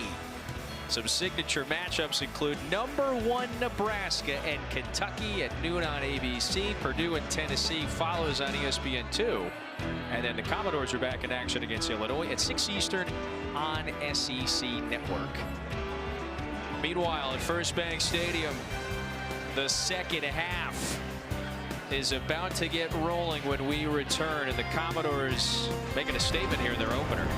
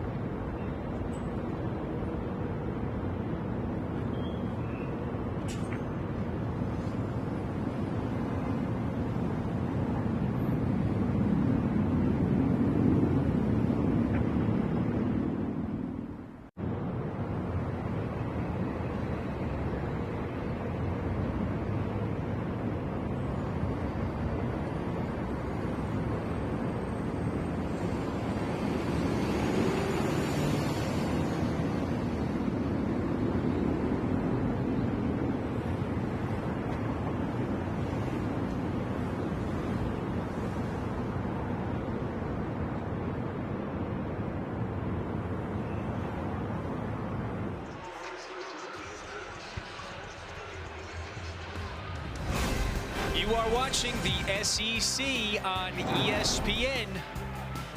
Back on the West End, where Vanderbilt, 1/2 into the season, it's off to a fine start. 28-0 lead. It scored out 4 of its 6 drives. So welcome upstairs at First Bank Stadium with Charles Arbuckle, Kevin Fitzgerald with you. More than 370 yards of total offense for the Commodores, most in a half in more than 10 years. And Diego Pavia, the man running the show, back for one more season. He was exceptional at times in that first half.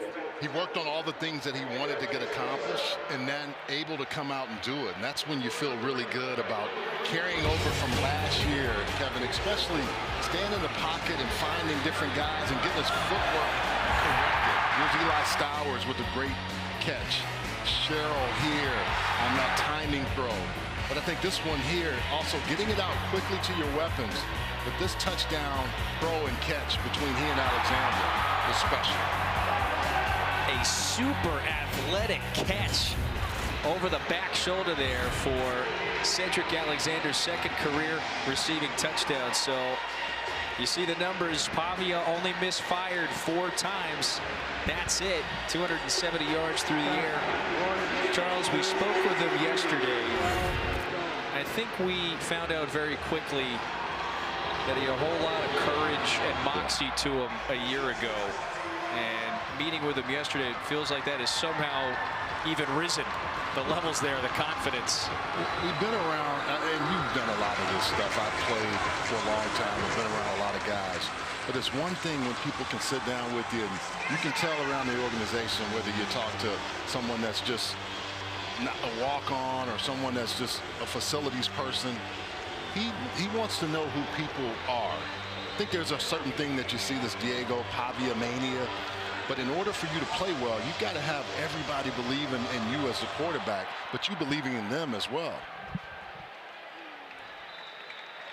Charleston Southern will have it first here to begin the 3rd quarter. They crossed over midfield a couple of times. Zoltan Osborne just 4 of 10 through the air, 36 yards through an interception. Back to Pavia for a moment. Charles, he has acknowledged this.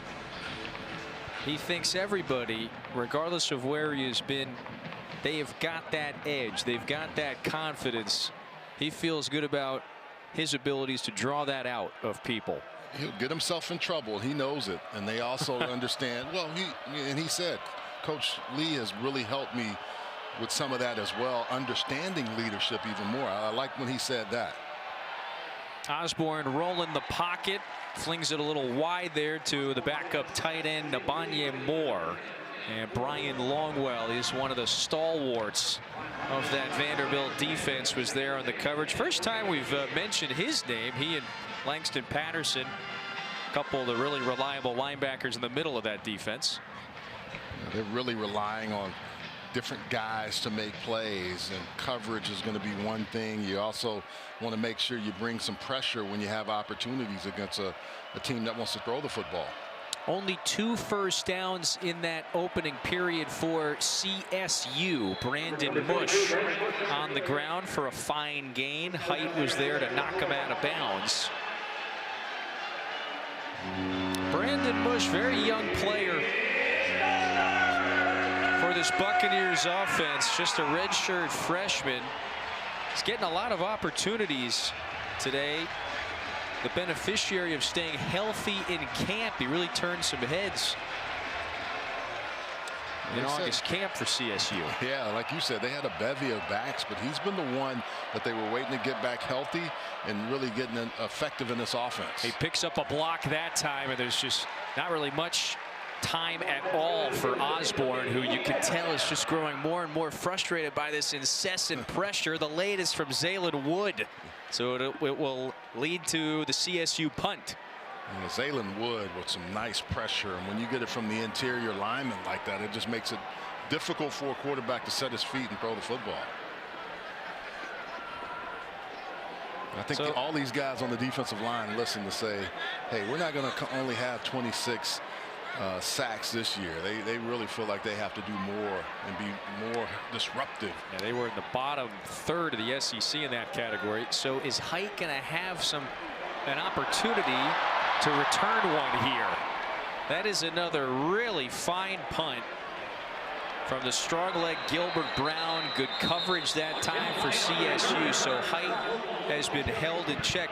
And are we going to see Martel Height just run it back out there right now with the offense? This is the new 2-way stud for Vanderbilt. He's been a starter in the secondary for years. In the offseason, this was a big story coming into the season for the Commodores, was the decision to say, hey, he is such a dynamic playmaker. Well, what if we put him out there on offense at receiver? And there he goes. And they're giving Diego another series at least in the 3rd quarter. Captain from Albuquerque back for one last ride. Alexander on the ground. Nice patient run, just squeezed through the hole that time. And picked up about 6. Poor 2 brought him down. Davenport, too, is one of those guys that can move all over the defensive front. We saw him play in a D tackle position and put that pressure earlier. He can play the left end, right end. They really like his versatility. Alexander now 71 yards on the ground on only 8 carries. His longest run today was 18 yards. He has been effective. And Vanderbilt keeps on racking up the yards. 1 on the play clock. Pavia slings it out quickly. Sherrill.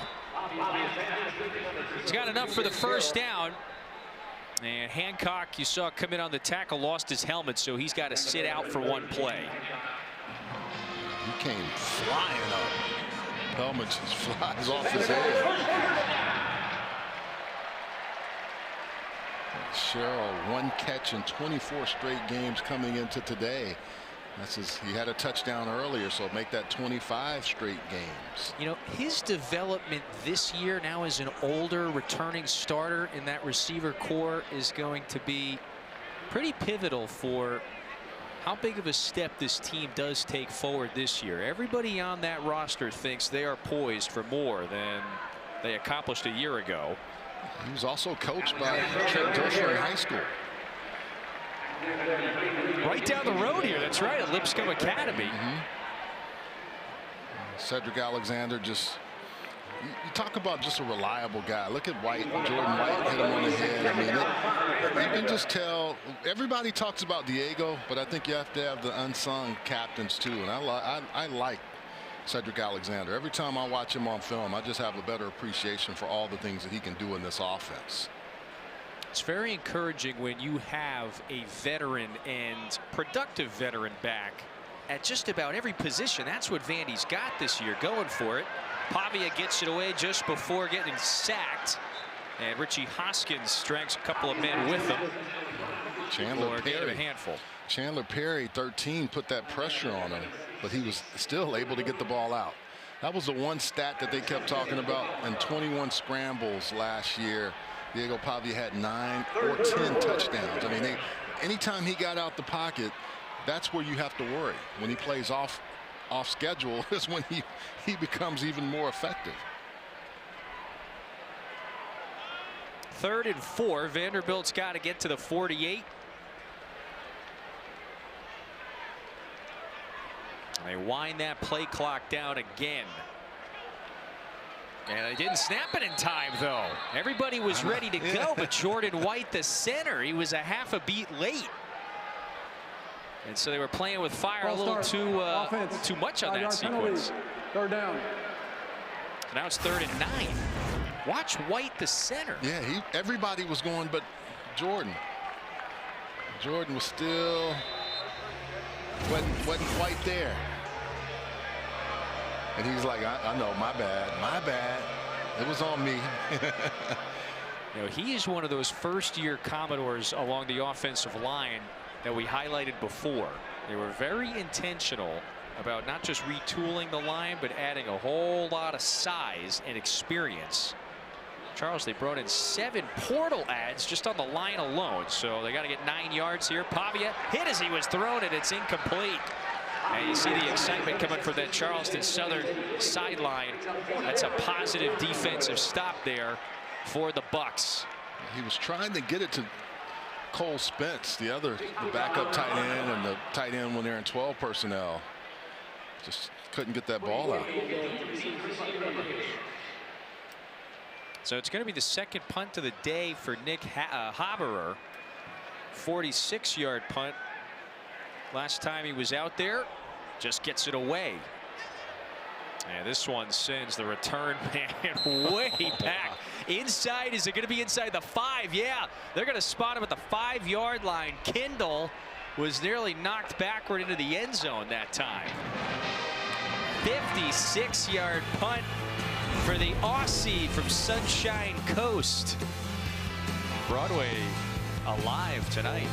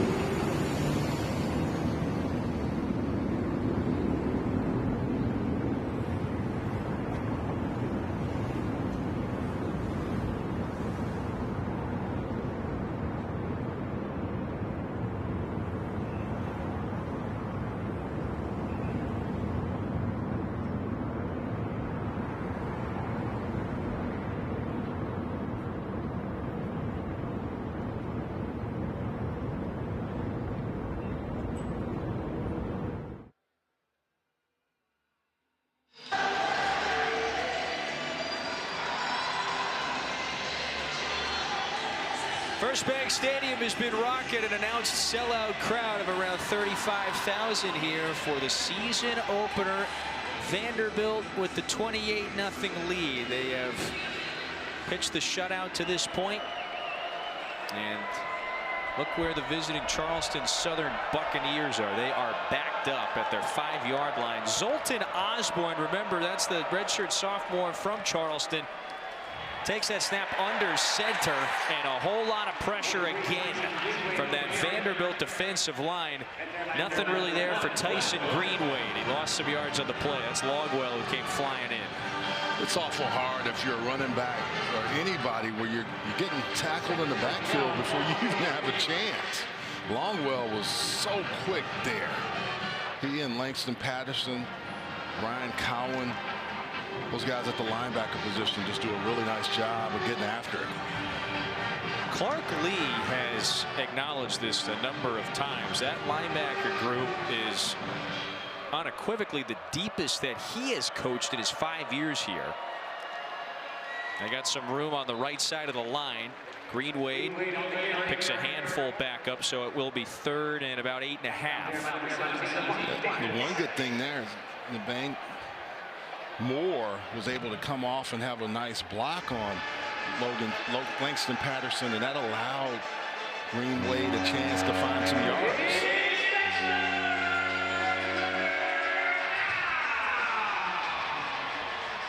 They're 2 of 7 on 3rd down. Charleston Southern. So my math says that ain't very good. They got to get to the 15 to pick up the first. Osborne to the flat. This is Roan. Breaks one. Knocked out. And he's short of the first down. So this would be the 5th straight 3 and out for the Bucks. Patterson, Davis. They were just, I mean, they were swarming.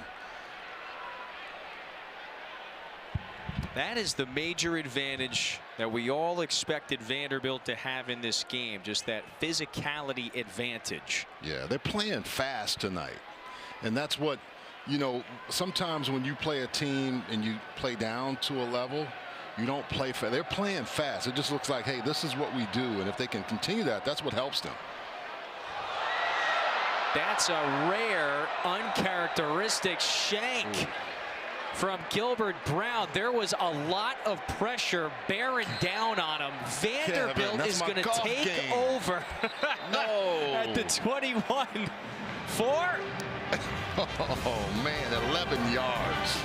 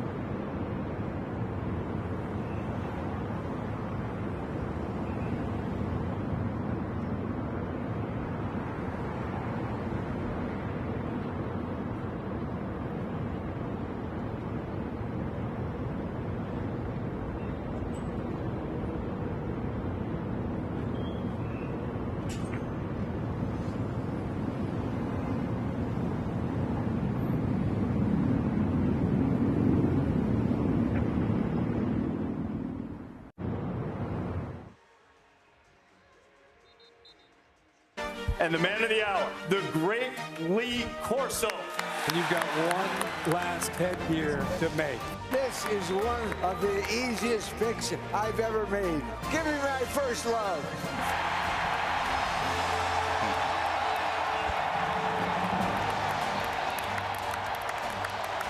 And our main man, Lee Corso, he nailed it, didn't he? On his final college game day appearance, you know, you saw it there, the Ohio State band spelling out his name, the appreciation, the ovation for a pioneer, you know, for this network and college football in general. That was neat to see earlier. The few times I've been around Coach, it's always been so good to understand what he does, how he's had so much fun, but also how he has just loved the game. And I also love his relationship with Herbie. You know, the ability to have a guy that's right there with you. They travel well together, but they've done a lot of great things together. Not so fast, my friend. Oh, and by the way, speaking of that, if you have not seen it yet, remember next Saturday, College Game Day is going to be in Norman for that Michigan-Oklahoma battle. That will be a terrific one. If you haven't seen the special, Not So Fast, My Friend, you can go find it on ESPN Plus. Yeah, it's a tribute to Lee and his career and his start at ESPN. It's going to make your eyeballs sweat. Yeah. Say that. It was the fun-loving nature that he brought to the air that was unmistakable. You see Diego Pavia and the Commodores doing some work once again. They are going to move the sticks right here. And it'll be first and goal just about from the 10-yard line. Vanderbilt with this auspicious field position after the shanked Charleston Southern punt. That was a nice job of Pavia just hesitating and being able to get outside. And it's such a short field. It's given them an opportunity here, Kevin. Now, how about now just about 325 total yards of offense, 275 through the air, nearly 50 on the ground. Again, it has been a nearly flawless day for Pavia and the offense at large. Alexander sandwiched. Did the ball come free? And it looks like Zayakowski was the man who, knocked down Alexander. So he hung on to it, it looks like, the whole time. Or did he? Really nice job by Justin Waters of punching that out while Zayakowski was on the tackle. Alexander able to get that right hand out and pull it back in quickly. Yeah, that was out for a couple of moments. Yeah, Justin Waters' dad travels to every game and does photography. 5 and 2, really on the right there. Well, he got it with the jab that time. Pavia hands it off. Alexander to the outside. One man to beat. Leaps. Touchdown is the signal. Or we've got a flag down, rather. Couple of flags have come in.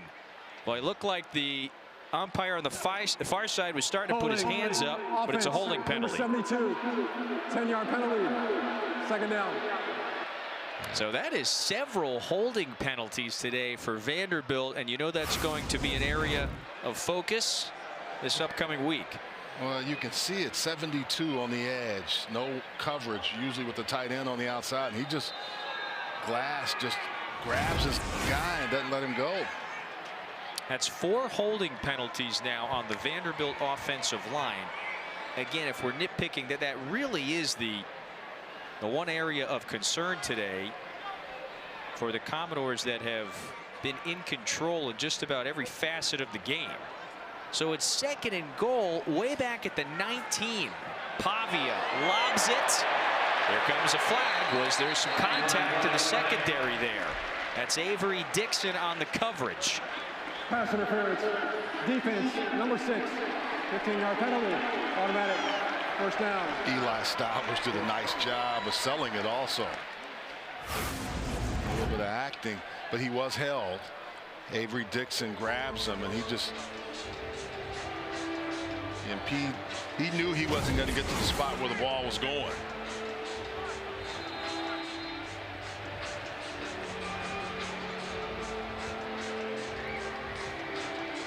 I would venture to say after this drive, I would think we would start seeing some of the backups. Yeah, you get to a point in the game where you want to make sure you get your guys all the reps they need, but you don't want them to come out of a game like this hurt. Yeah, late in the third now, and especially if Vandy was able to punch it in. First and goal, that was an easy one. M.K. Young walks in for his first touchdown as a Commodore.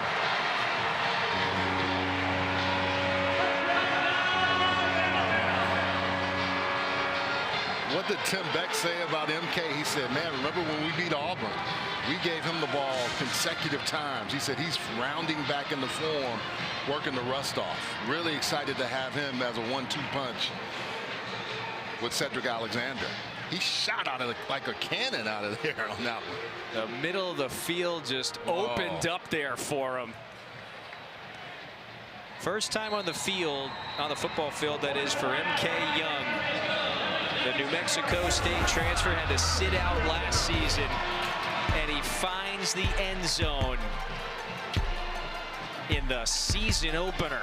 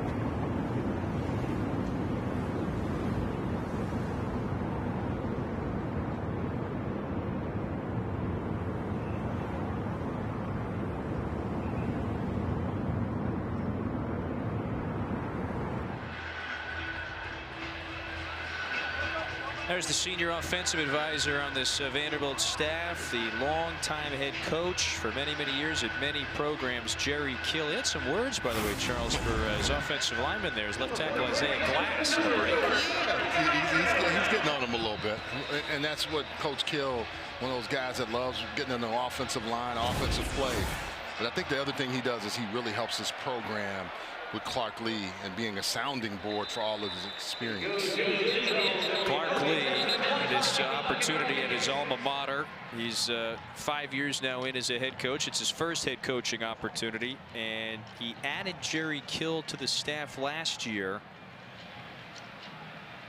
as a senior advisor, if you will, and he has been an incredible resource, in the words of Lee, someone who has logged more than 20 years as a head coach at the highest of levels too. The best part of it was when he went to interview Tim Beck, Jerry Kill was there. It was almost like he said, I'm getting a package deal. It was. That was 2 years ago now, ahead of last season, when Clark Lee was looking for a new offensive coordinator. Kill was the head coach at New Mexico State. Beck was his OC. Osborne completes that pass to Kamarion Baldwin. And that was the joke. Jerry Kill says, hey, I'm going to sit in on this interview. Do you mind?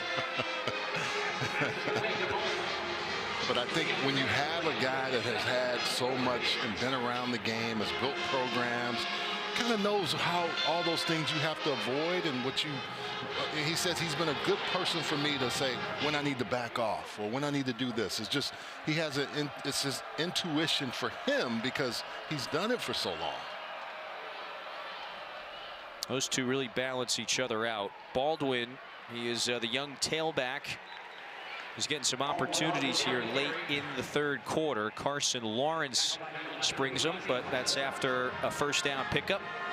They were excited to see Baldwin and Waters. Also, Hakeem Waters is a freshman for him that we may get to see as well.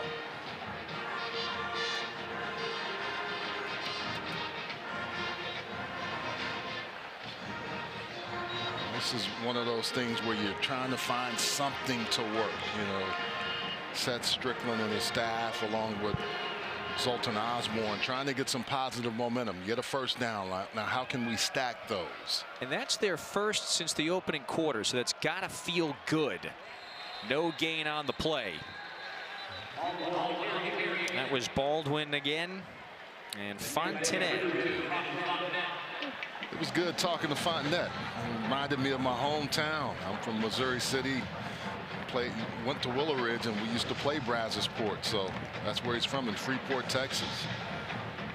Said he had some growing up to do, got here, and has really just found his way here. What an outstanding player for this team. Transferred from TCU. 73 tackles last year, can come off. They use him in a lot of different ways. Remember that name, right? Because he has got next level upside.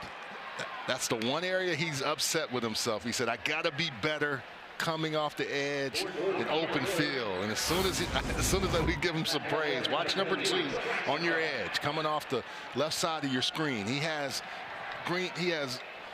Gordon in his sights, but he comes in, the angle that he takes is not right, and he knew it right away, and he got up.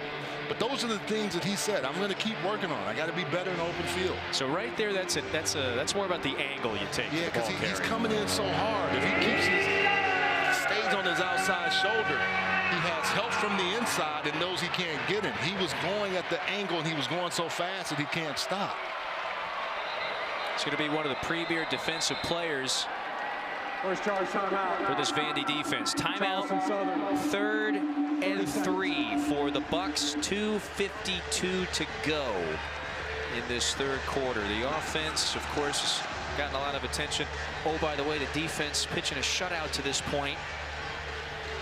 You know, this was a group last year that did some good things. And Steve Gregory, Clark Lee, and that entire defensive coaching staff very, very optimistic about what this unit can accomplish this year. And there are the numbers on what they've done tonight. Yeah, and I think they all know a couple of things they can do. Be better pass rushers from everywhere, because they're going to bring it, but also secondary. They gave up a lot of yards in the secondary in their key opportune times. That LSU game just comes to mind because Nussmeier was able to hit them on some big second and third and longs that they want to clean up, and that's why they feel like their secondary is better. They can get pass rush. That's what helps them get those balls in the air or not allow that quarterback to do that. Line to gain is the 45. Osborne, shotgun, backpedaling, throws it, deflected, and it's caught. Isaiah Gordon was in the right place at the right time after Sidner deflected it straight up into the air. Look at this. Sidner has been just dominating on the inside, but he tips that one up. And then, oh my goodness. ball was flying in the air, and those guys know they had a chance at it. Cowan was like, oh, my goodness, I had that. And so another first down. So that is consecutive first downs now for the Bucks. Close to midfield. 1st and 10 at the 49. Quick throw to the outside. That pass is completed. And it's another catch for Nabanye Moore. Or pardon me, Mekhi Campfield to the outside that time. It's great to see coverage by Marlon Jones. He's getting an opportunity to play tonight. Yeah, there is Marlon Jones, the graduate senior from Tacoma, Washington, and now a cancer survivor. Missed all of last season after he battled with cancer, had to go through so many rounds of chemotherapy. And this is as inspiring as it gets to see him not only beat that, but get back out onto the field in the season opener of 2025. That is a special, special moment for Marlon, his family, but himself personally. Well, you can see the timeline, but we all have family and friends and loved ones that have had to deal with cancer. But his biggest concern was, well, I have a spot. Clark Lee and the staff said, hey, don't worry about that. His parents called. Will he have it? Don't worry about it. We got you. And when you hear that, then he can go with his mind, and he's still getting back in shape. He's not where he was, but he was phenomenal with Eastern Washington, and I think they really are happy to have him here. Osborne, ball free. It's on the ground. Vanderbilt recovers. Miles Capers came off the edge and knocked the ball out. And it's Sidner who recovers it. It's a turnover. Capers did a great job of strip sacking. Watch 29 here, just beat his guy. Bull rush, knocked the ball out. And Sidner, who's been blocking the ball all game, the Harlem native, says, oh, I'm back in Harlem, baby, with this one. Give it to me. That was nice. Second turnover forced by this Vanderbilt defense. And then what do they do? They go get the hat with the guitar. You've got the turnover guitar. And it's a little, yeah, you got to share it this time. Capers and Sidner. New quarterback, by the way, for the Commodores, and they are in plus territory once again. We knew we were going to see if the game trended in this direction. Blaise Berlowitz at some point, so here he is, tail end of the third quarter. Hands it off to Cedric Alexander for a gain of 4. It seems like they feel pretty comfortable and confident with both Berlowitz and Dickey. Berlowitz going to get an opportunity. Transfer out of New Mexico State. He didn't play at all last year, of course, with Pavia ahead of him. So it was 2 years ago. His lone action came in the Conference USA Championship game when he spelled and injured Pavia. And he was very good that ball game, helping lead New Mexico State to a conference championship. 3 quarters of the books, and Vanderbilt is in control in the opener.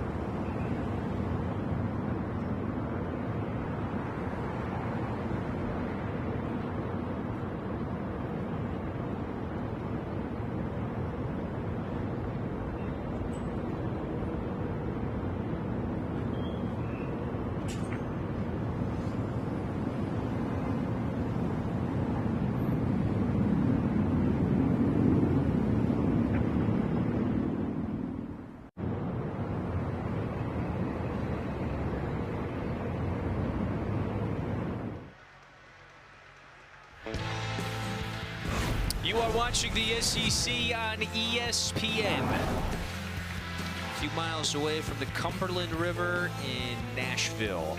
Vanderbilt kicking off its 2025 season with a shutout through 3 quarters. With Charles Arbuckle, Kevin Fitzgerald with you, and back at First Bank Stadium, start of the 4th quarter. And it's a new quarterback under center. Blaze Berlowitz gets wrangled down that time by Nick Bartalo, but that could very well be enough for the first down, and it is. So Blaze Berlowitz, Charles, he replaces Diego Pavia, who threw for 275 yards. He had a heck of a day. And you see the book here on Berlowitz. He also played that 2023 season with Pavia at New Mexico State. Been his backup for a few years now. Yeah, getting an opportunity, and I know he's excited about it. Coaches want to see him also. Gives him a chance to get some work with this Vanderbilt team.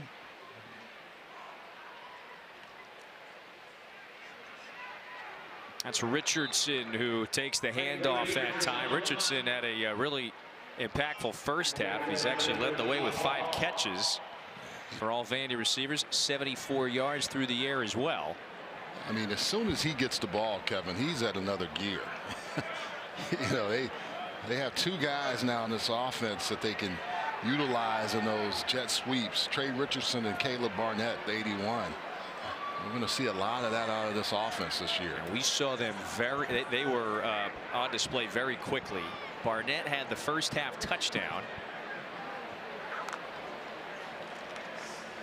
Berlowitz over the middle. That pass is caught. It's Bryson Coleman, the sophomore from Maryland, with his first catch. And it's his first career catch as well. I thought we would see more Cole Spence, but I think Spence was nicked up on a punt earlier. So he came off. He was, you know, looks like he had something going on with his lower half. And that was a good catch by Bryson Coleman. And we would have noticed Cole Spence. Yeah. He is a big man out there at 6'7". Again, it just speaks to the production that returned. You've got a veteran like Spence along with Stowers, who are both back in that tight end room. We talked about the depth at running back and receiver. Oh, that pass might have been picked off. They got a flag down. Kenai Cook came flying in, dove to make the catch. And you see the frustration because this flag may very well go against his team. Pass interference, defense. The ball be placed at the spot of the foul. Automatic first down. So Vanderbilt dodges a bullet. Yeah, where the flag was thrown, you just had some concern whether it was defensive holding or pass interference. And Emmanuel Adebayo came across on a slice block and just annihilated the defensive end. He's also one of those fullback, tight end, H-back guys for him, 6'5", 270. Yeah. Berlowitz, he's from Cushing, Oklahoma. Had a great career at Cushing High, and again started at New Mexico State. He's got a clean pocket, darts it over the middle, and Height got his hands on it, but could not reel it in. Was it maybe knocked away? That looked like that one was right there for him. I mean, the ball came out. Berlowitz fires it there, and I think Height he locked himself up. It might have gotten tipped, but I don't know if he could get his hands where he wanted them to bring that ball in. You saw the linebacker that might have deflected it by just a fraction before it got to Height. So 2nd and 10 inside the red zone. Alexander and Young, the 2 tailbacks. Oh, nice juke. Now it's a minimal gain, but that could have been quite the loss in the backfield that time. And M.K. Young, or rather Cedric Alexander, pardon me, with a savvy move that time. You know, the other thing that I like about that throw by Berlowitz, it was out. It was out. It was anticipation. You know, you haven't seen him much, so you haven't gotten a chance to see him, but that ball was out quickly. Just the 2nd career game, that's it, that the junior has appeared in. And it very much appears this 4th quarter is his. So that's Alexander that walks to his left. 1 second on the play clock. Little low snap. Pressure coming. Berlowitz lofts it. That's too far. He was looking for Coleman once again. And so it does set up 4th down. And so for the first time today, we'll see the field goal unit. And the strong-legged all-conference junior Brock Taylor gets to test that right leg for the first time this season. You look at Bryce Taylor and you're like, where does he get it? Because he can kick the ball. 57 is his long. He's 6'1", 165. But, man, he can kick that ball pretty well. He hit 5 times from 50-plus last year. You remember that tone-setting season-opening win against Virginia Tech. He hit some big ones in that clutch victory. So he picks up right where he left off. Could very well be the most effective kicker in the league this year. He's off to a good start.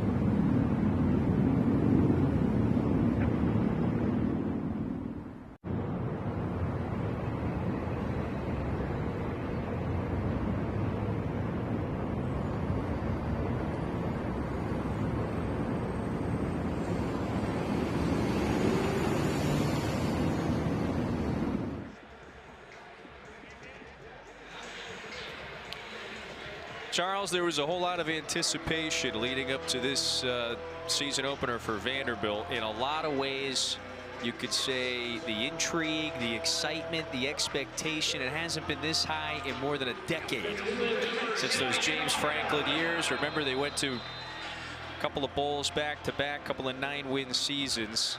Last year, Clark Lee's club went 7-6. Their first winning season since Franklin was here. They brought back so much. They added some savvy pieces in the transfer portal. A lot of their coaching staff retained, of course. The heightened expectations, both externally but also internally, they are for real this year. Yeah. And we're going to see just how far of a step forward this program does take as an encore to last season. The next 2 games ramps up to see what this looks like at Virginia Tech and then at South Carolina. You and I will get a chance to see South Carolina next week. You know what Lenore Sellers, and they don't normally play well when they play them either here at home or in Columbia. So that those next 2 weeks are going to be critical for this Vandy ball club. Yeah, historically that has been a strange bugaboo for Vandy. South Carolina has just historically always had their number. Now last year we all remember the very dramatic overtime victory against Virginia Tech to kick off the season. That was a tone setter for Clark Lee's program. A month later, they KO'd the #1 team in America, Alabama. They pick up a couple other SEC wins, and so it was a breakthrough year for a program that has certainly dealt with, let's call it like it is, some lean years for the better part of the last decade. What I've heard and what I like is that 7 wins won't cut it for them. And they know it's going to be hard to win more than 7 this year. But I like how they're approaching it. I like what Clark Lee is doing with the staff. I like what his players. Everybody is saying the right things, and then tonight they're showing you the right things. All the small details you hear and what people talk about. 3rd and 9 for Charleston Southern. You know, we talked with a couple of players yesterday. Yeah, it really felt like, 7-6 here. That's quite a good season when you compare it to the recent history. But there was legitimate frustration from a lot of the captains and leaders of this team that, boy, we could have done a lot more last year. Oh, that time Osborne gobbled up in the backfield, and it was Zaylen Wood again, the senior from Georgia. Has been effective today. Kevin, when you can get pressure inside, look at 15. I mean, it wasn't a whiff, but you got to hold him up longer than that. And he comes barreling in, getting the sack. Big man celebration. I like it.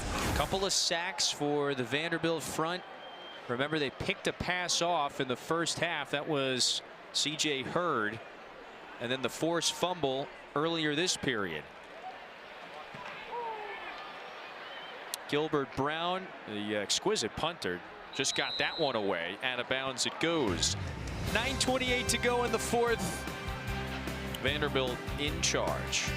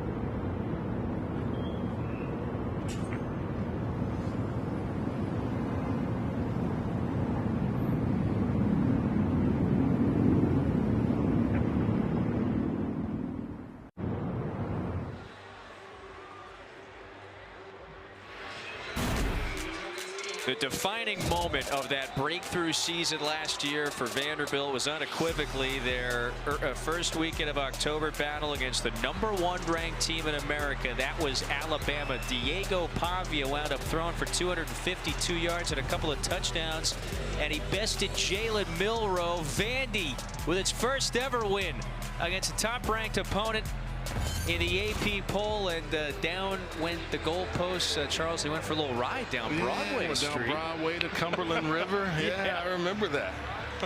Had a police escort. Yeah, that's right. They did shut down traffic there for a little while. And one of the brightest moments, really, in program history. Again, it was the first win against an AP top 5 ranked team ever. And do it against number 1. MK Young with a very positive carry there on first down. So these are as of now, the ranked teams that Vanderbilt has on the schedule, on its conference slate, I should say. And they've also got Virginia Tech next week on the road.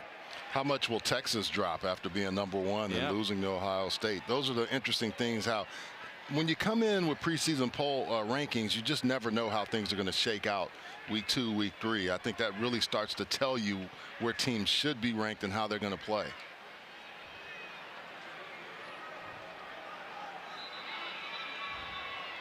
Vanderbilt with a late substitution there. Tristan Brown was coming in late, and that prompts the timeout.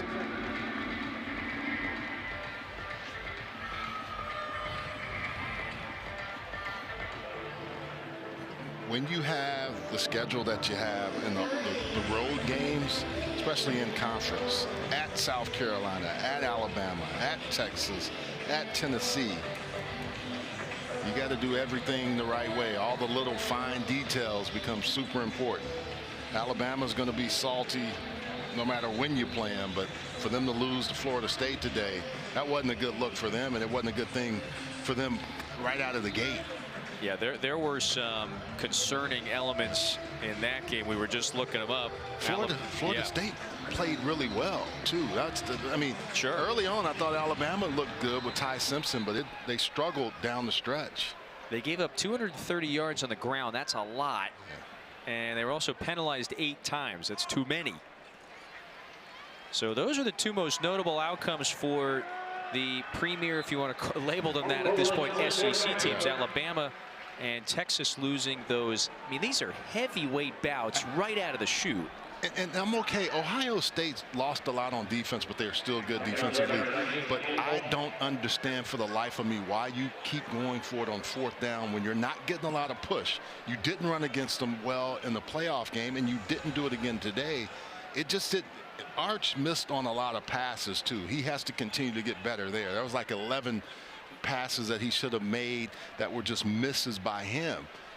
But score points. I never understand why you want to be Tommy Tough Guy and when you're getting the red zone and think you're going to get, you know, a 4th down and 4th and 1 when you haven't really run the ball effectively on the interior of the offensive line. That's a great point. So Texas, at the end of the day, they wind up turning it over on downs 4 times. Now the 4th, that was, you're down 7 late in the game. So in actuality, it's 3 times though that they did turn it over on downs, going for it.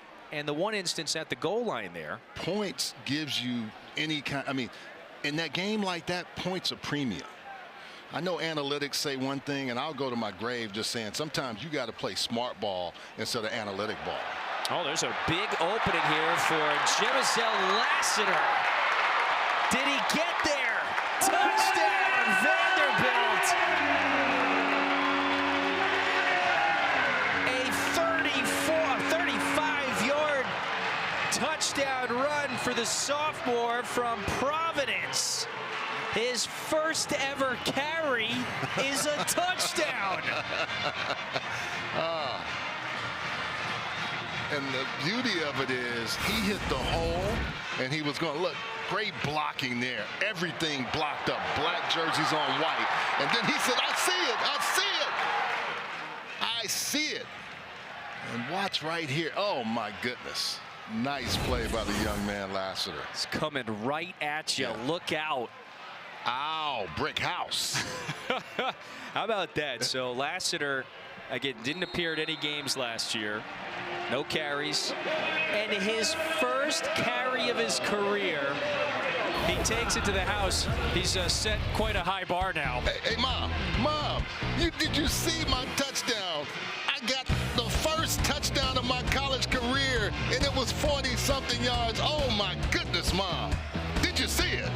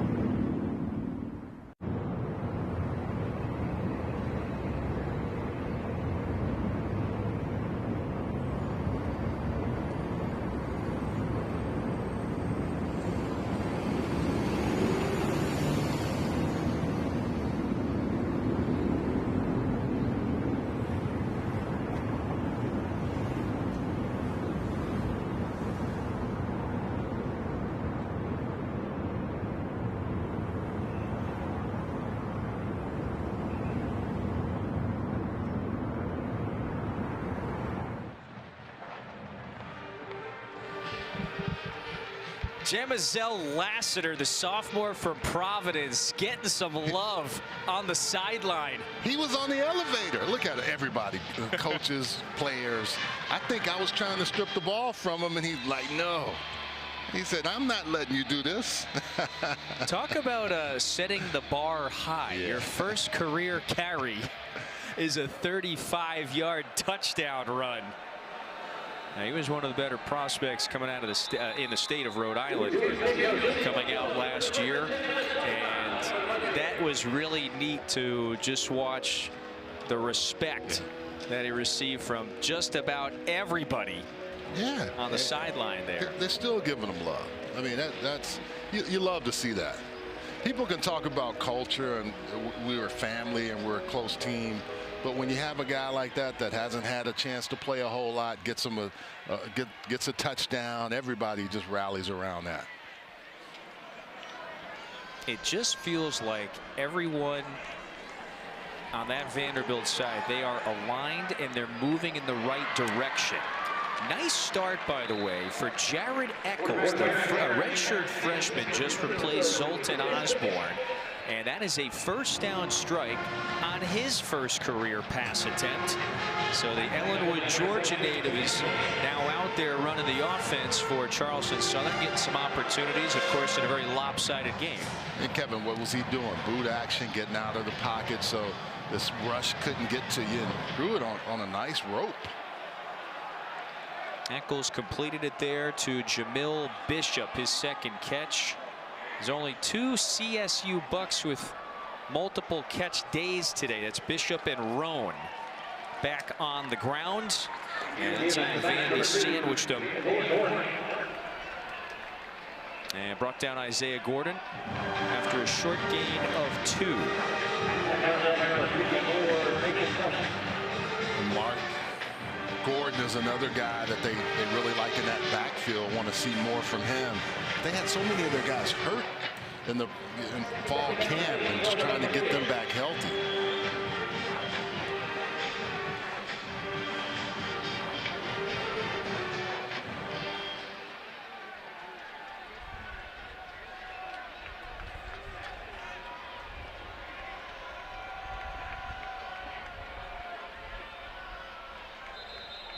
Eccles calls timeout. Play clock was dwindling.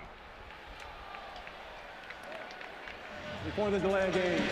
So it's a game that's certainly all but decided at this point, Buck. You got a couple of things at stake. I mean, if you're Charleston Southern, you'd love to put something on the scoreboard here. Meanwhile, on the other side, if you're Vanderbilt, you'd love that exclamation point of an official shutout to open up the season before you go on the road to face Virginia Tech and South Carolina.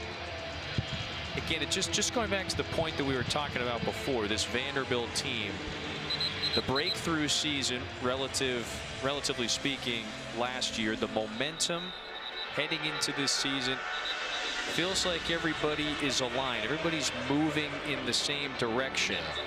You know, yeah, go ahead. I had a high school coach that would always say, "Don't read your press clippings." And I think that's one thing. They talk a lot about outside noise and different things. I think that's the hardest thing to do when you've had success and you haven't had it for a while, to not be enamored with yourself, like, oh, we made it. And I think I've heard enough talking to them and the staff, like, no, we haven't made anything. Not to get complacent with it. That is nowhere to be found, I would say. I'm with you in that locker room. So 2nd and 8, Eccles has got to improvise here. Eccles takes off, gets yanked down. It's a gain of a handful on the play. But you will really see that when you face adversity.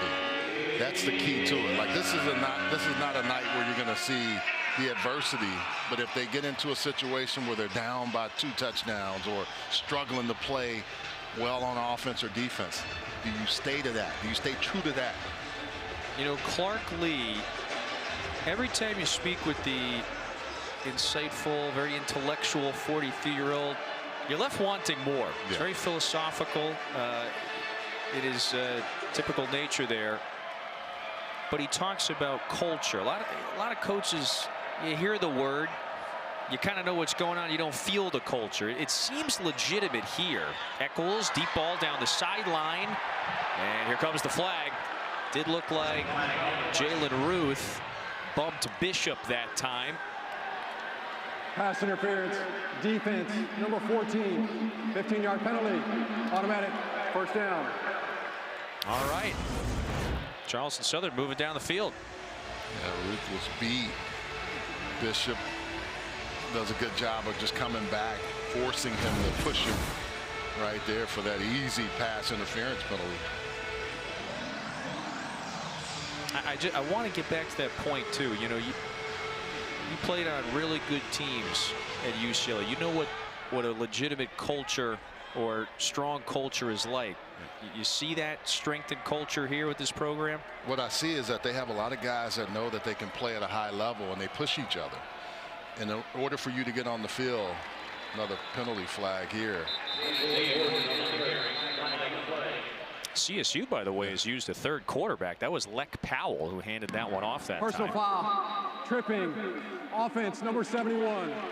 Any way we can do it. Lancaster says, if I can't get you, I'm going to put my foot out and trip you. I'm going to do what I have to do. Yeah, back him up that time. So what I was saying, too, is in my 4 years at UCLA, you're going to see 71 stick his foot out. And, oh, yeah. But he really was getting pushed down. So he had no choice. But we had 35 guys that played at some form, whether it was Hall of Famer, Troy Aikman, or guys that had a cup of coffee, guys that played 14, 15 years. And in order for you to get on the field, you had to be able to play. That's what sets your culture to me, a competitive one, but not a cutthroat. We had guys that would battle all the time. We'd fight sometimes, but they never carried over. And that's when you know you have a good team. So this is Powell again. He's got a scramble, and Powell is taken down. That's Hayden Bray, the fifth-year senior from Austin. And I will say this, too. What was the first thing Diego Pavia said when talked about Ramon Fournette? That's my boy. 2 and 2. You know, he said, we go after each other, and you're going to see great play by Bray. Just stand after. But he said, you know, that's the sign when the offense and defense have a respect for each other, but they're trying to outdo each other every day. Yeah, I would underscore that word you just used there. It seems like the only way you're earning respect if you're on this roster is if you're putting the work in. And if you've got captains that are holding guys accountable here. Yes, and I think that's what good teams do. They hold each other accountable, and the coach can just say, hey, you set our culture. You know what we need. I need you to do that every day, because I'm not in that locker room. I'm not out with you in class. I'm not out with you when you're hanging out on Broadway Street. I'm not out with you when you're going to dinner. That's why you need guys to police themselves. And when you get the wild ones, you pull them in with you. Like, hey, we can't do that. That's not how we do it here. Yep. All in all, of course, Clark Lee and his staff, they are certainly going to want to address some mistakes that were made today. But let's, all in all, this has been as good of an opening, week one performance as it gets if you're Vanderbilt. With no preseason game, you got to figure this is a pretty good deal for you as a team. Come out, hopefully very healthy, but also getting reps for guys and getting a chance to see what you look like. And then you can coach harder when you win a game like this. Yep. You can get after the penalties, and you can get after the holding. You can get after the mental errors that we don't see, that you're going to see on film. I think that's the real key moving forward. 2 minutes and change away from a shutout victory. They loved for that to be perhaps the exclamation point, you would imagine. This is the closest one out in style. 2-minute timeout in the fourth in Nashville.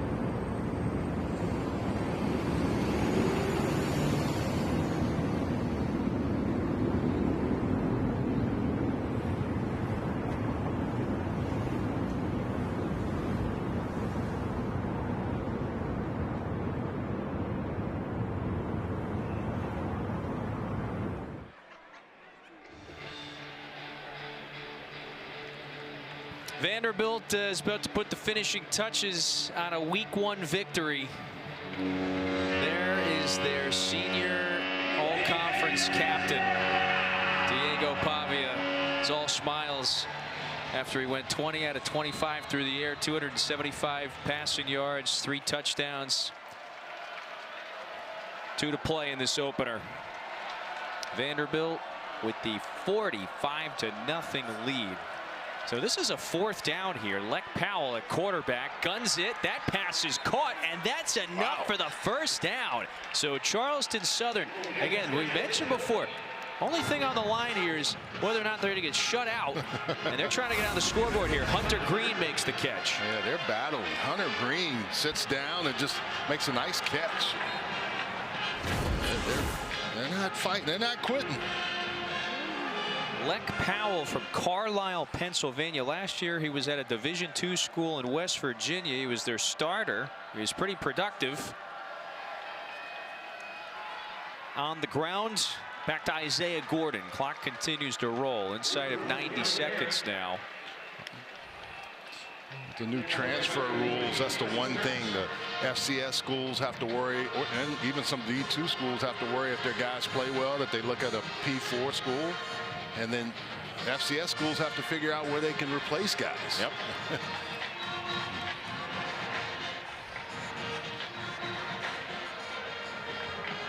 If you're Charleston Southern, you've been shut out for 59 minutes to this point. They are dying to perhaps find the end zone here before the horn. So again, to put a bow on the Bucks, if you will, remember they had that really challenging season a year ago. Gabe Gardenia, their 3rd-year boss, has said this offseason we have grown immensely. We're a more mature football team. I wouldn't be surprised if perhaps they exceed expectations in their conference, the OVC Big South, the Football Association. So only one way to go but up for Charleston Southern. And where they are dying for some points here. 3rd and 9, 51 seconds to play in the opener. A game in which Vandy has been in command from the first possession. And, you know, going back to that point with Charleston Southern, looking to snap a 10-game losing streak. They had 4 games that they lost by 5 points or less last year. Yep. And that's the one thing, you don't see it tonight, but they know they were so close. Defensively, watching them on film, they popped, Kevin. They did a really nice job, but just couldn't score points. Wouldn't be surprised if they finish a little higher in their league than expected. This is going to feel good if Zach Gordon can nail this one. The first-year starting place kicker now. Boots it. No problem, and Charleston Southern converts with 7 seconds to go in the game. You know, it's a difficult task to come into this building and play an SEC team. It's got to feel good there. They did some good things there to drive the football and score some points. I mean, you get the chance to put points on the scoreboard. That's all you want to do, and coach has to be happy. You know, you never look at moral victories, but you just say, hey, did we keep fighting? Did we keep battling? Did we keep doing the things we talked about doing? And I agree with you. I think they're going to be a much tougher team when they get to their conference. Yeah, that was one area where they needed to upgrade. Yes. And that was, yeah, special teams. And so they go out and get Zach Gordon from Western New Mexico. Division II school. You know, you could tell he was at Alabama when Dabo was a coach there. Yep. And you know, he said what our standard is love each other, relentless effort, physical brutality, and love the team. You know, that's kind of what they want to do and how they want to be.